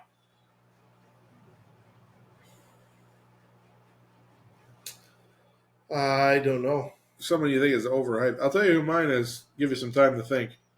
Billie Eilish. Man, fuck Billie Eilish. I'm tired of hearing about her. Is she a singer? She is. And honestly, I can't name one song by Billie Eilish. I don't know any songs by Billie Eilish. What I do know is that she always has a grumpy fucking look on her face. And that when she actually, dresses like a human being instead of a, mom going through postmortem depression, it's actually kind of hot. But she's like angry about being hot. So I was trying to think of like actors or something, actresses, but I'm sure Billie Eilish was on an episode of Criminal Minds at some point. Now that you threw music out there, I don't see this big thing with Jelly Roll or Post Malone. This big fucking everybody. They have some. They're like some great singers or whatever, because they're not. Who's Jelly Roller? Jelly Roll? It's a big, huge guy. He used to be in jail. He's got tattoos all over his face. I don't know who that is. Country stuff or whatever. I know. Kind of like Post Malone. I know who Post Malone is. Yeah. And I thought, honestly, we talked about this a previous episode. We were talking about face tattoos. Mm-hmm. And I said there's only one person who kind of gets a pass from me for face tattoos, and it was Post Malone. Only because I saw him on Hot Ones, and he actually came across like a really cool, nice guy, not the total fucking douchebag he looks like. Jelly Roll. That guy just looks like a fucking loser, Well, like Uncle Cracker mixed with a mullet. I mean, I'm sorry if that's me being judgmental, but I feel like a lot of people go for sensationalism with their image because they're worried that their personality isn't enough to keep people interested. But I don't know about Post Malone, why he's got all the tattoos on his face and shit, but this guy was a real criminal in jail where he earned all those tattoos. Oh. Drug dealer and all the rest. And now he's come out and he's turned his life around. Praise God and blah, blah, blah, blah, blah. And now he's this singer and he's in the country scene. And everybody's like, oh, okay, it's a great story. Yeah. But I listen to him sing, it's not great. Probably auto-tune. I don't know. A lot of the stuff you've told me about. Post Malone admits that he's auto-tune. Yeah. He was on Joe Rogan. He goes, if it wasn't for auto-tune, I'd be not like... Yeah, and he knows that, and he's humble about it. And that's one of the things I like about him. I heard him on Rogan as well. I saw him on an episode of Hot Ones. I heard him on Rogan. And he doesn't come across like a total fuck bag the way some other people have. And I'm sure if I saw Billie Eilish on fucking Joe Rogan and got to hear her whole story, I might think, oh, wow, she's not the stupid bitch I thought she was. That's how I felt about Miley Cyrus. I didn't have a huge opinion of Miley Cyrus until I heard her on Rogan, and I'm like, oh, there's layers to that onion. Dude, I was just going to say that. Let's flip it around the other way. Who did you never think much of, but now it's found out? Miley's one of them. Miley Cyrus. And not only her being on Rogan and now saying that she's now a carnivore. She switched from being a vegan to being a carnivore. Now she's feeling better and healthy and everything.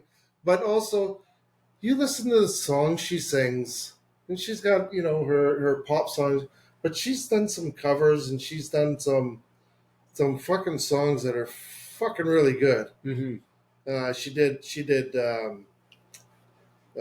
Deborah Harry, Heart of Glass. Fucking phenomenal. She did it so well. Also, kickback to Blondie, right? Kick back to what we were talking about earlier. You want to talk about someone with a gravelly voice? I don't know what it is, but something about her voice is sexy as fuck. I'll leave you boys. Oh. Good night. Good night. Right. Thanks for contributing. And happy birthday tomorrow. Happy birthday. Holy shit. I didn't know. You're welcome. Gravelly voice, who? Miley Cyrus. Oh, yeah. Her voice is fucking unique, to say the least. And I don't think it was always like that. It's fucking talent there. You know what? She's a great singer. She comes from a great family.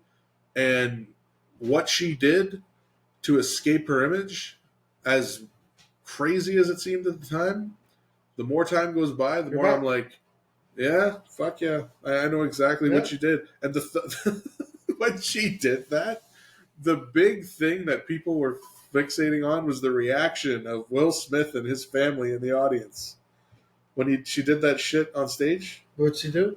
Oh fuck! The song with what's his name? Oh fuck! I can't remember the name of the song now. She did a performance, and it was the first time she graphically sexualized herself. Because she was always like the Disney princess. She was Hannah Montana type shit. And she did a song. She did the song. What the fuck is it called? With the guy, the son of the guy from the show. I can't think of any of these people. And Nat's listening to this podcast screaming right now because she knows exactly who I'm talking about. Oh, fuck, I can't remember. Everybody knows what the fuck I'm talking about. Not Justin Timberlake. The other guy. His son. He's the son of the guy that was on that fucking White Picket Fences show. I fucking can't remember. It's driving me nuts. Jesus. Not Tainted Lines. Blurred Lines. The name of the song was Blurred Lines. Hold on, I'm getting it. It's coming back to me slowly. Blurred Lines by Robin Thicke. Oh. You know that song, Blurred Lines? Yeah, I think so. Everybody get him. Anyway, he performed that song with Miley, and she came out dressed up like a little kitty, all sweet and innocent, and then ripped away that costume, and she was dressed like a fucking whore. She was dressed all sexualized. She was twerking. She was doing all this crazy shit, and it blew the world apart. Broke the internet for back then. And it was this great reaction shot of Jada and Will and Jaden watching, and they're all like, oh my God. Yeah. So that was when she kind of came out and she shattered her innocent image and kind of took hold of her sexuality and her whatever. And it was very, very controversial at the time, but I mean, tons of people do it now. It's like it's fuck. It is what it is. And the whole thing went on while Fukushima was happening. I don't know if you remember that. The Japanese nuclear plant that melted down and all the freaking contaminated water was getting dumped into the ocean. Oh, yeah. So the whole time Fukushima was poisoning the ocean and like it was a giant event. The news was all focused on Miley Cyrus's twerking. Not a fucking word about Fukushima. I still remember that shit. That's almost 10 years, more than 10 years ago now, maybe 12. I think that was in 2012. I don't know. But yeah, when I heard Miley talking on Joe Rogan's podcast, and also her episode of Black Mirror was decent, and she was pretty good in it. Right. She was going on, and she was talking about how she suffered brain damage as a kid, like an accident that happened while riding on the back of a dirt bike. Like her dad had her on a thing, and he went to duck under a tree, and she didn't quite make it, and it basically changed her personality. I mean, you take a hard enough hit to your frontal lobe, that'll fuck you up, and that's happened to a lot of celebrities. Roseanne Barr, Sam Kinison, her. Yeah, Roseanne Barr got hit by a car. Sam Kinison also got hit by a car. Miley Cyrus got smacked in the head. It's, like these things happen and it'll change a person's whole personality. Like Sam Kinison, his family said that before his accident, he was a very nice kid, very polite, no issues. He had his accident and then he became like a fucking wild child. Yeah. Like just pissing in public and doing crazy stuff. But great comedian. But yeah, so one of the things that Joe Rogan did, I remember, is him coming a little bit to Roseanne Barr's defense when everyone was jumping all over her. Is like, you have to understand, you're dealing with a woman who is her brain doesn't brain damage. She has brain damage. Her head doesn't quite work the way everyone else's does, and celebrities get a lot of forgiveness for shit right up until the moment they don't, and then everyone turns on them. Mm-hmm. So. But yeah, I'm getting tired of Billie Eilish's miserable ass mug. She looks so pissed off to be hot and famous, and she dresses half the time. And I'm not fucking body shaming or whatever. She's a gorgeous woman. She's beautiful. She has nothing to complain about when it comes to her body. But it's like she's pissed off that people like her because she has a gorgeous body, and then she covers it up. But then every now and then she dresses in these like insanely sexual and provocative outfits, and it's like, pick a fucking lane already. Either go and get chopped and desexified, or just accept the fact that you're an attractive woman and people are going to want to look at you. I don't know any of your songs, but this podcast is named after her. Already. Yeah. I mean, and part of me feels like if I'm talking shit about her on the podcast, then she needs to call in. Do I need to do the due diligence of actually looking more into her, listening to more of her interviews, getting a sense of who she is? But I mean, you got to find something real. I mean, at least when you hear someone on a podcast, you get, especially Joe Rogan's, where it's like things get heated on there. I'd want to listen to her talking to somebody who's actually going to bring something out of her, the way you got something when he was talking to Miley.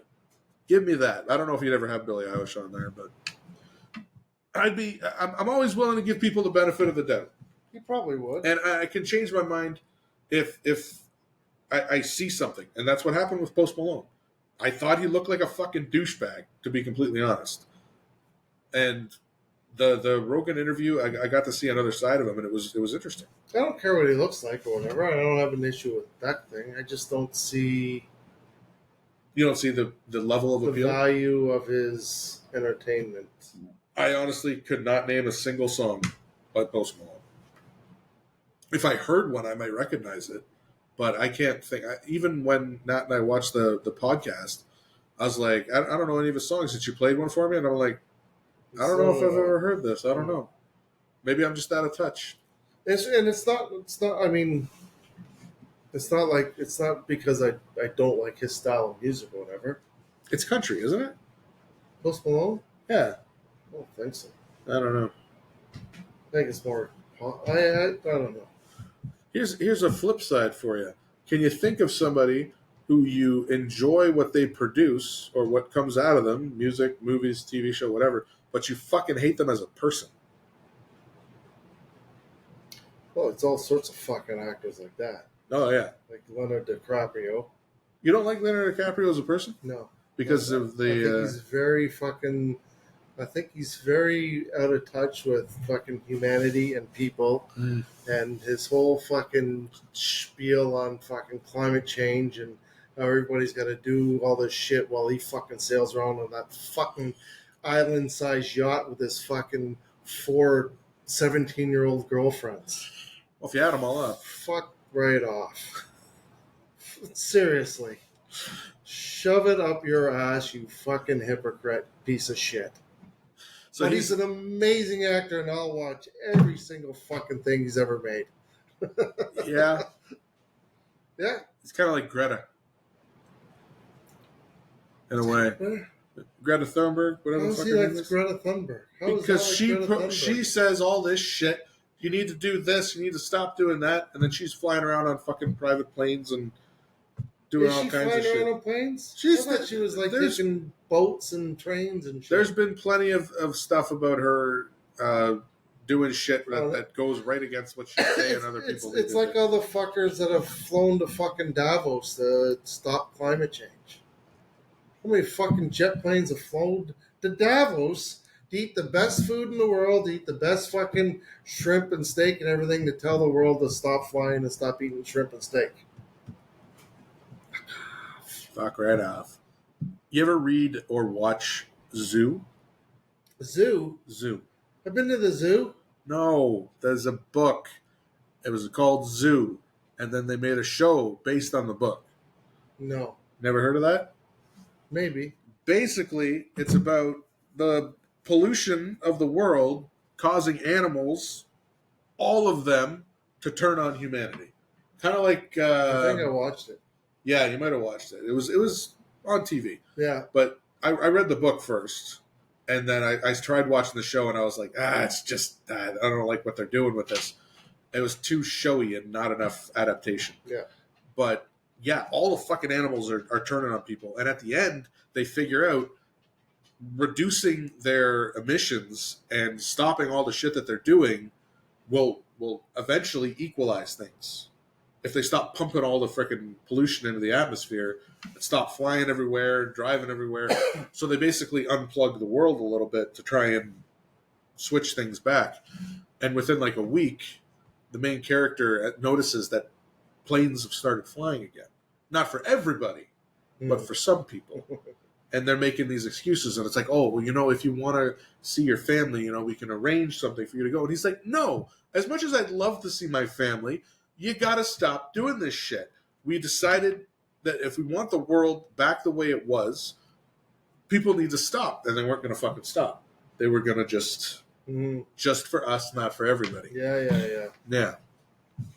That's what that reminded me of. Right. Zoo. Written by, sorry, I don't know.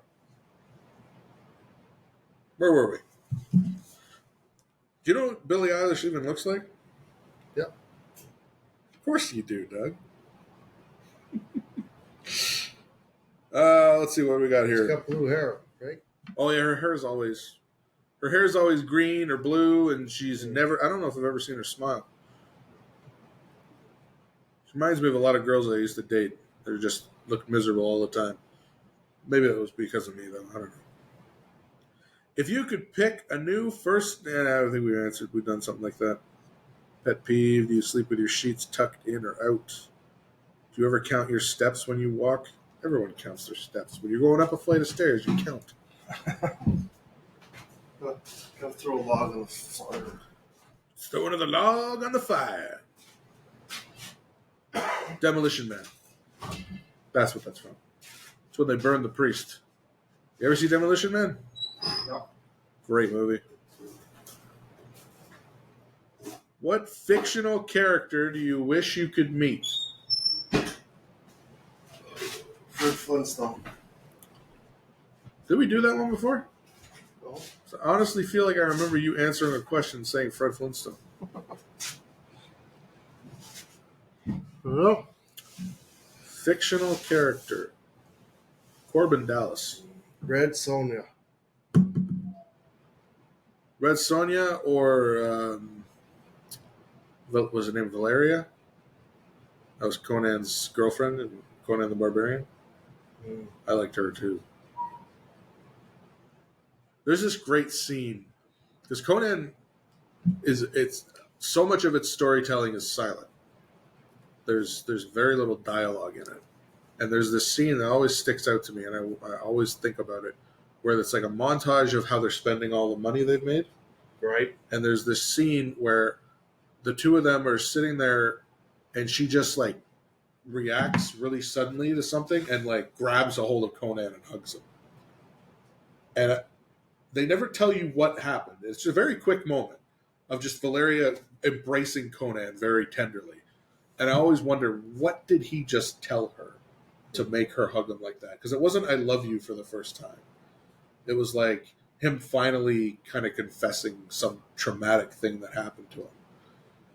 And I don't know. It's one of those things I'll always kind of wonder about. And I don't think anyone else has ever fucking thought about it. But yeah, it stands out to me. Yeah. All the stuff that's untold or unsaid. Name a number between 1 and 100. 23. Okay, we're going back. 23.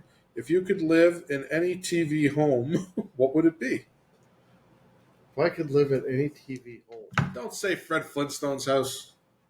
You can if you want. I mean, but yeah, think of a house you saw on television and you thought, damn, that's a nice house.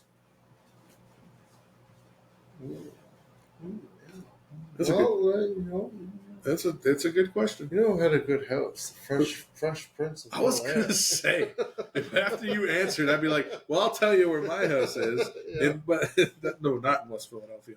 That's where he was from. Born and raised. On a playground, yeah. His, no, that was in... somewhere in L.A. Beverly... cool. Bel-Air. Was it Bel-Air, yeah. Bel-Air, sorry. Fresh Prince of Bel-Air. Fresh Prince of Bel-Air. The title. Hello. But yeah, that was a nice house. It changed a lot, though. I'm guessing you want like season 3 house, where you could actually see outside the kitchen. But you never really saw.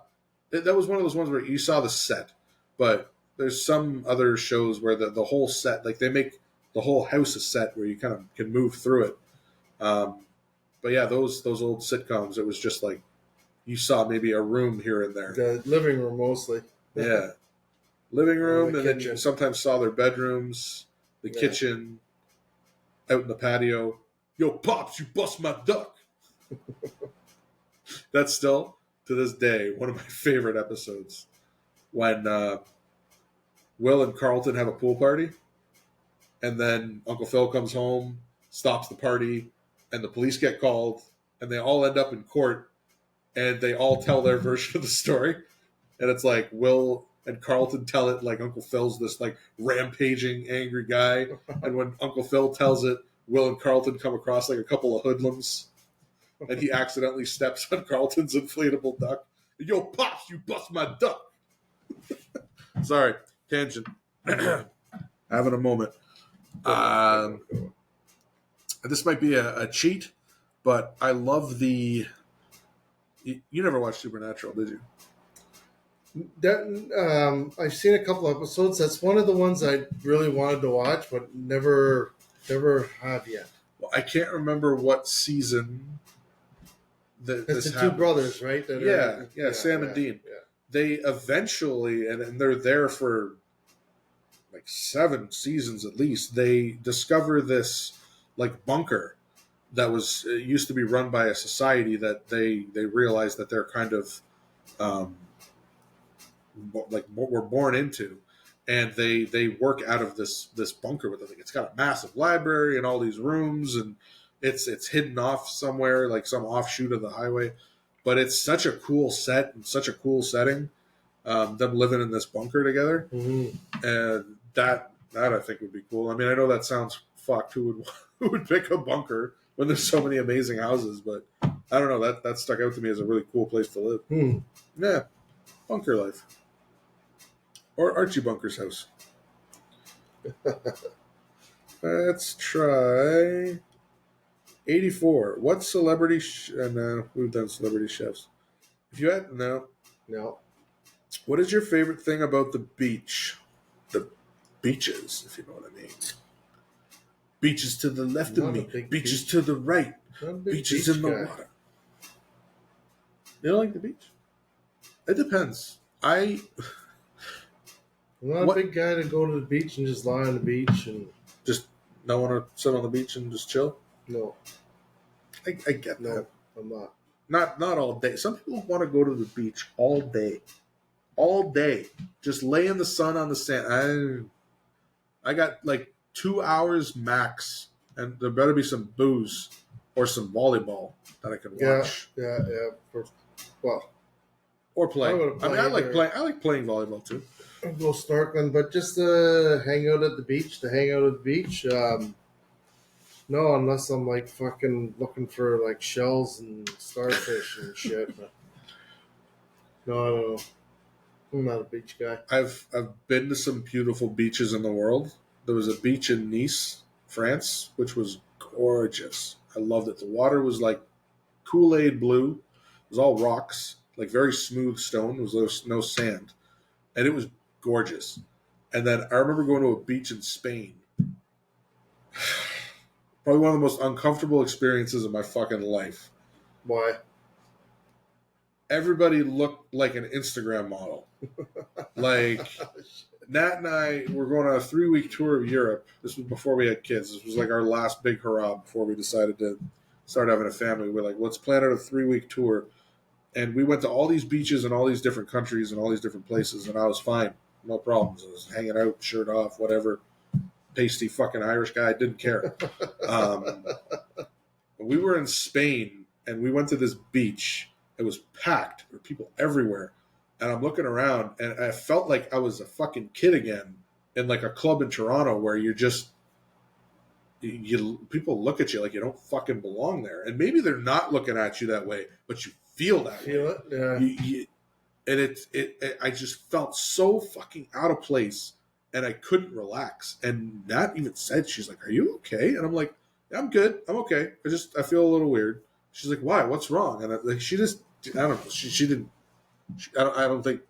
Maybe she couldn't relate at the time, or she thought it's all in my head. But I just didn't. I felt so fucking uncomfortable. It was the most uncomfortable. Just because all of them were all. Like, when I say Instagram models, I mean, like, I looked around and everyone was like, again, we're in fucking Spain, right? Spanish people are gorgeous. Yeah, they're all tanned. They're all tanned, and they're all slim and athletic. Fit and I look around. Yeah, all the things, all the opposite of us things. And I could not wait to get out of there. I wanted to stick it out for her sake, and to like, you know, we talk about facing your fears. So there wasn't a lot of tourists there? If there were tourists, they were tourists who were in Spain, and they looked fucking phenomenal too. I mean, I've been to plenty of beaches where I look around and it's like, there's this thought in my head. Am I the fattest guy here? Nope. Okay, I'm good. Am I the oldest guy here? Nope. Okay, good. We can work with this. I looked around that beach in Spain, and I felt like, fuck. Everyone is jacked, tanned, gorgeous.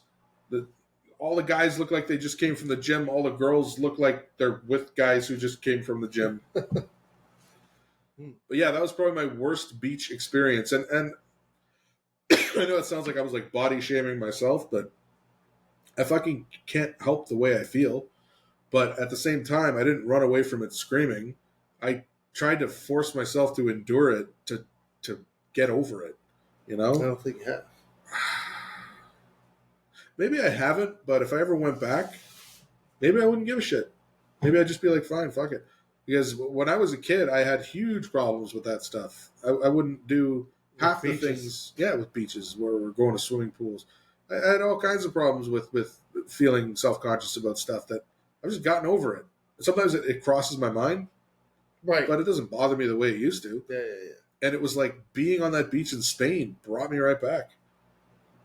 And it was like, shit, I didn't think I was capable of feeling like this anymore. And it was almost like, I've overcome this challenge, but now the challenge is returned, and I will attempt to overcome it again. Because, you never know when it's going to sneak back up on you. Well, okay. Well, I don't think that was the question, but we went there. Something about beaches, right? What you like about beaches? I do like beaches. I sound like, you know what I just thought? If I put a little bit of an accent on it, I do like beaches. I don't like beaches. If I go somewhere and I say, wow, look at these beaches. I want beaches. I could live with beaches all day. I find the beach and I say, what a nice beach. I spend all day with this beach. Okay, I gotta stop. We're at the 2-hour mark, my friend. Okay, well, let's just end it with this little clarification about the Death Star. Oh. I told Nat I might not talk to you about this. Since all you stupid little Star Wars twerps, the Death Star 2 was the second Death Star battle station in the construction of the Galactic Empire. It was the same size as its predecessor, measuring 160 kilometers in diameter. It was built after the destruction of the first Death Star in the Battle of Endor. Yeah. Nope. Battle of Endor was the third Devon. one. Devon in the first one. Yeah. Endor in the second. Third.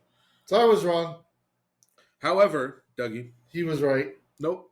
Because I will tell you something that I found out earlier last week. I was talking to a young man who's also a big Star Wars fan.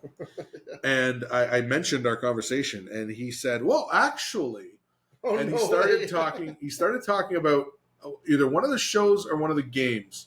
And that a part of it was where you would find bits of the Death Star that had crash landed on planets, chunks that had blown off. Right. And that people were scavenging the blown off chunks for parts. So there is a possibility that there would be people scavenging those parts and then selling them back to the Empire. That was a little bit of a stretch of what I was going at. Yeah, and I mean, the more you talked about it, the more I thought, I'm like, the whole introduction to Rey in Episode 7 is her scavenging parts from a crashed Death Star.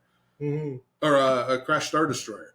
So, while I don't think they brought in a bunch of big chunks to weld them back together, I mean, the possibility does exist that if there were components that survived, or there were leftover parts from building the first one, and I mean, one of the arguments you made is how could they have done it so fast? First time you do something, it takes you X amount of time. Second time you do it, you've got the kinks worked out. Well, it was all for content anyways. It was all for content. It was a fun argument. And I mean, it's funny that you would come and say, oh, actually, I saw this and maybe you were right. But I tried my hardest to find something to back up my theory. Anything. Some weird down the fucking rabbit hole. I couldn't find anything. So I was like, okay, just give up. Well, here's the thing with Star Wars. There's so much content between the movies. Yes, everyone knows the movies, but there's games, there are books, there's so much shit. And again, the moment I brought this up to another Star Wars fan, the thing they said made me go, oh, fuck, really? Because, I mean, it's not so far-fetched. I mean, again, parts of it maybe, components, but the majority of it would need to be freshly constructed. So let's just say that as a way to try and help the Star Wars community, rather than shitting all over each other over things you don't quite agree on, just look at your person you're talking to and say, hey, I like Star Wars. Fight. Do you like Star Wars? Fight, fight, fight. Pound it out. Oh, here we go again. Because everybody loves a nice set I of should have tits. this teed up by now, but oh well. Are you trying to get the song ready? Yeah. You got this. Don't know where it is. That's okay. I'll try and entertain everybody. It'll be on there when it's when you're listening to it. Oh, that's true. You can kind of just that's the thing I forget sometimes. We can just kind of edit around stuff if we really need to. But yeah, you find that. I'll keep everyone entertained. The fuck is that? Is that your TikTok? You $1 million man TikTok? No. I'm showing everybody the Miles and Biscuit scene. Oh man. Look at that HD quality. Hey, jackass, give us all your stuff. Oh, I should probably put the Hey, mic he closer. can't even hear us. He's listening to music. You finding it? How did you get one of those to work? I called him. You kill a kid. Whoa, why am I killing the kid? Okay, wait. We can share it. Oh, he's got it. We don't have to report to anyone. Well, that's not it. Well, you know what? I'll get my own guns. Well, if you want to play that way. That's one of my favorite friggin' clips. I gotta ask you a question though. I want you to be 100% honest with me because I've always been curious. What? In that moment, Yeah? when you were saying that, I'm never fucking serious. Ever No. in my whole life. that That's what you're asking. were you a kind of no? I'm just curious. Were you actually kind of pissed off at me? Like I mean, we just met. We didn't know each other, No. and I'm at your home. I was doing a bit. And I like an idiot and waving around it, even if it is a prop gun and I know it's unloaded. I waved it at you and unintentionally. And I've always wondered, were you like just I was mocking somebody else in my life, actually. really? Yeah. Who were you mocking? I'm not going there. Okay, you don't have to go there. But I've always been a little bit curious. I'm like, man, Ex-family member. oh yeah, I know those fucking types. Yeah, you believe me. There's a lot of stories that I'd like to tell, or a lot of stories that I tell, but I don't name certain details. I know what it's like to navigate that shit. So no worries. But yeah. So no, it was all a bit. Well, it was Everything's fucking a bit with effective me. because if you ever watch the video, there's this brief moment where it's through the Pugsley mask, but you can see this bit of fear where it's like I'm realizing, oh shit, I pissed this guy off. And I recognize it in my face because I know me. I know, and I remember how I felt. I'm like, oh fuck me, I may have really pissed this guy I off. thought it was a great joke. Well, I look back at it fondly, and I mean, I don't think we'd be here right now if that was really the case. Have you got it? I don't know. We'll see what. All right. We'll see what this one is. Here we go.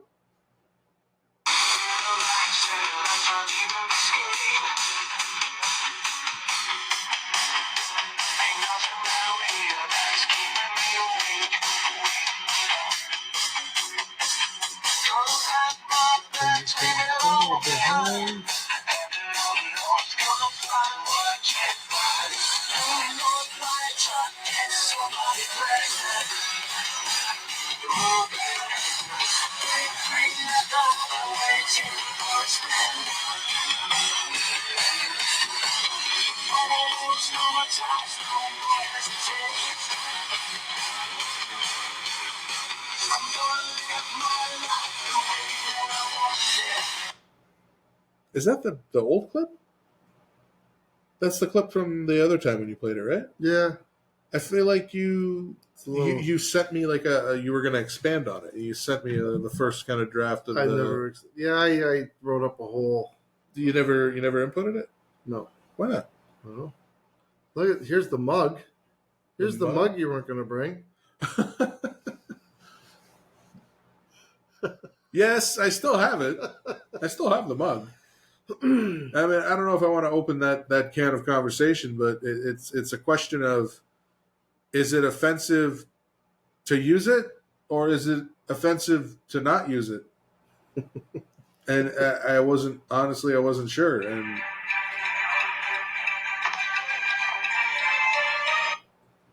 Well, that's the Christmas lights around the corner there. Yeah, it's almost like well, I don't know. I don't want to offend the 12 people that listen, but it's almost one of those questions I'd like to ask because I mean nowadays people are so fucking touchy about everything. It's like if a lesbian gave you a coffee mug that says "I love lesbians" on it, is it offensive to drink out of that coffee mug? Because your friend gave it, like, because you're not a lesbian, or gives you the coffee mug. A lesbian gives you a coffee mug. Would it be offensive for you to drink out of that mug? Yeah, you have a So friend. did a black guy give you that mug?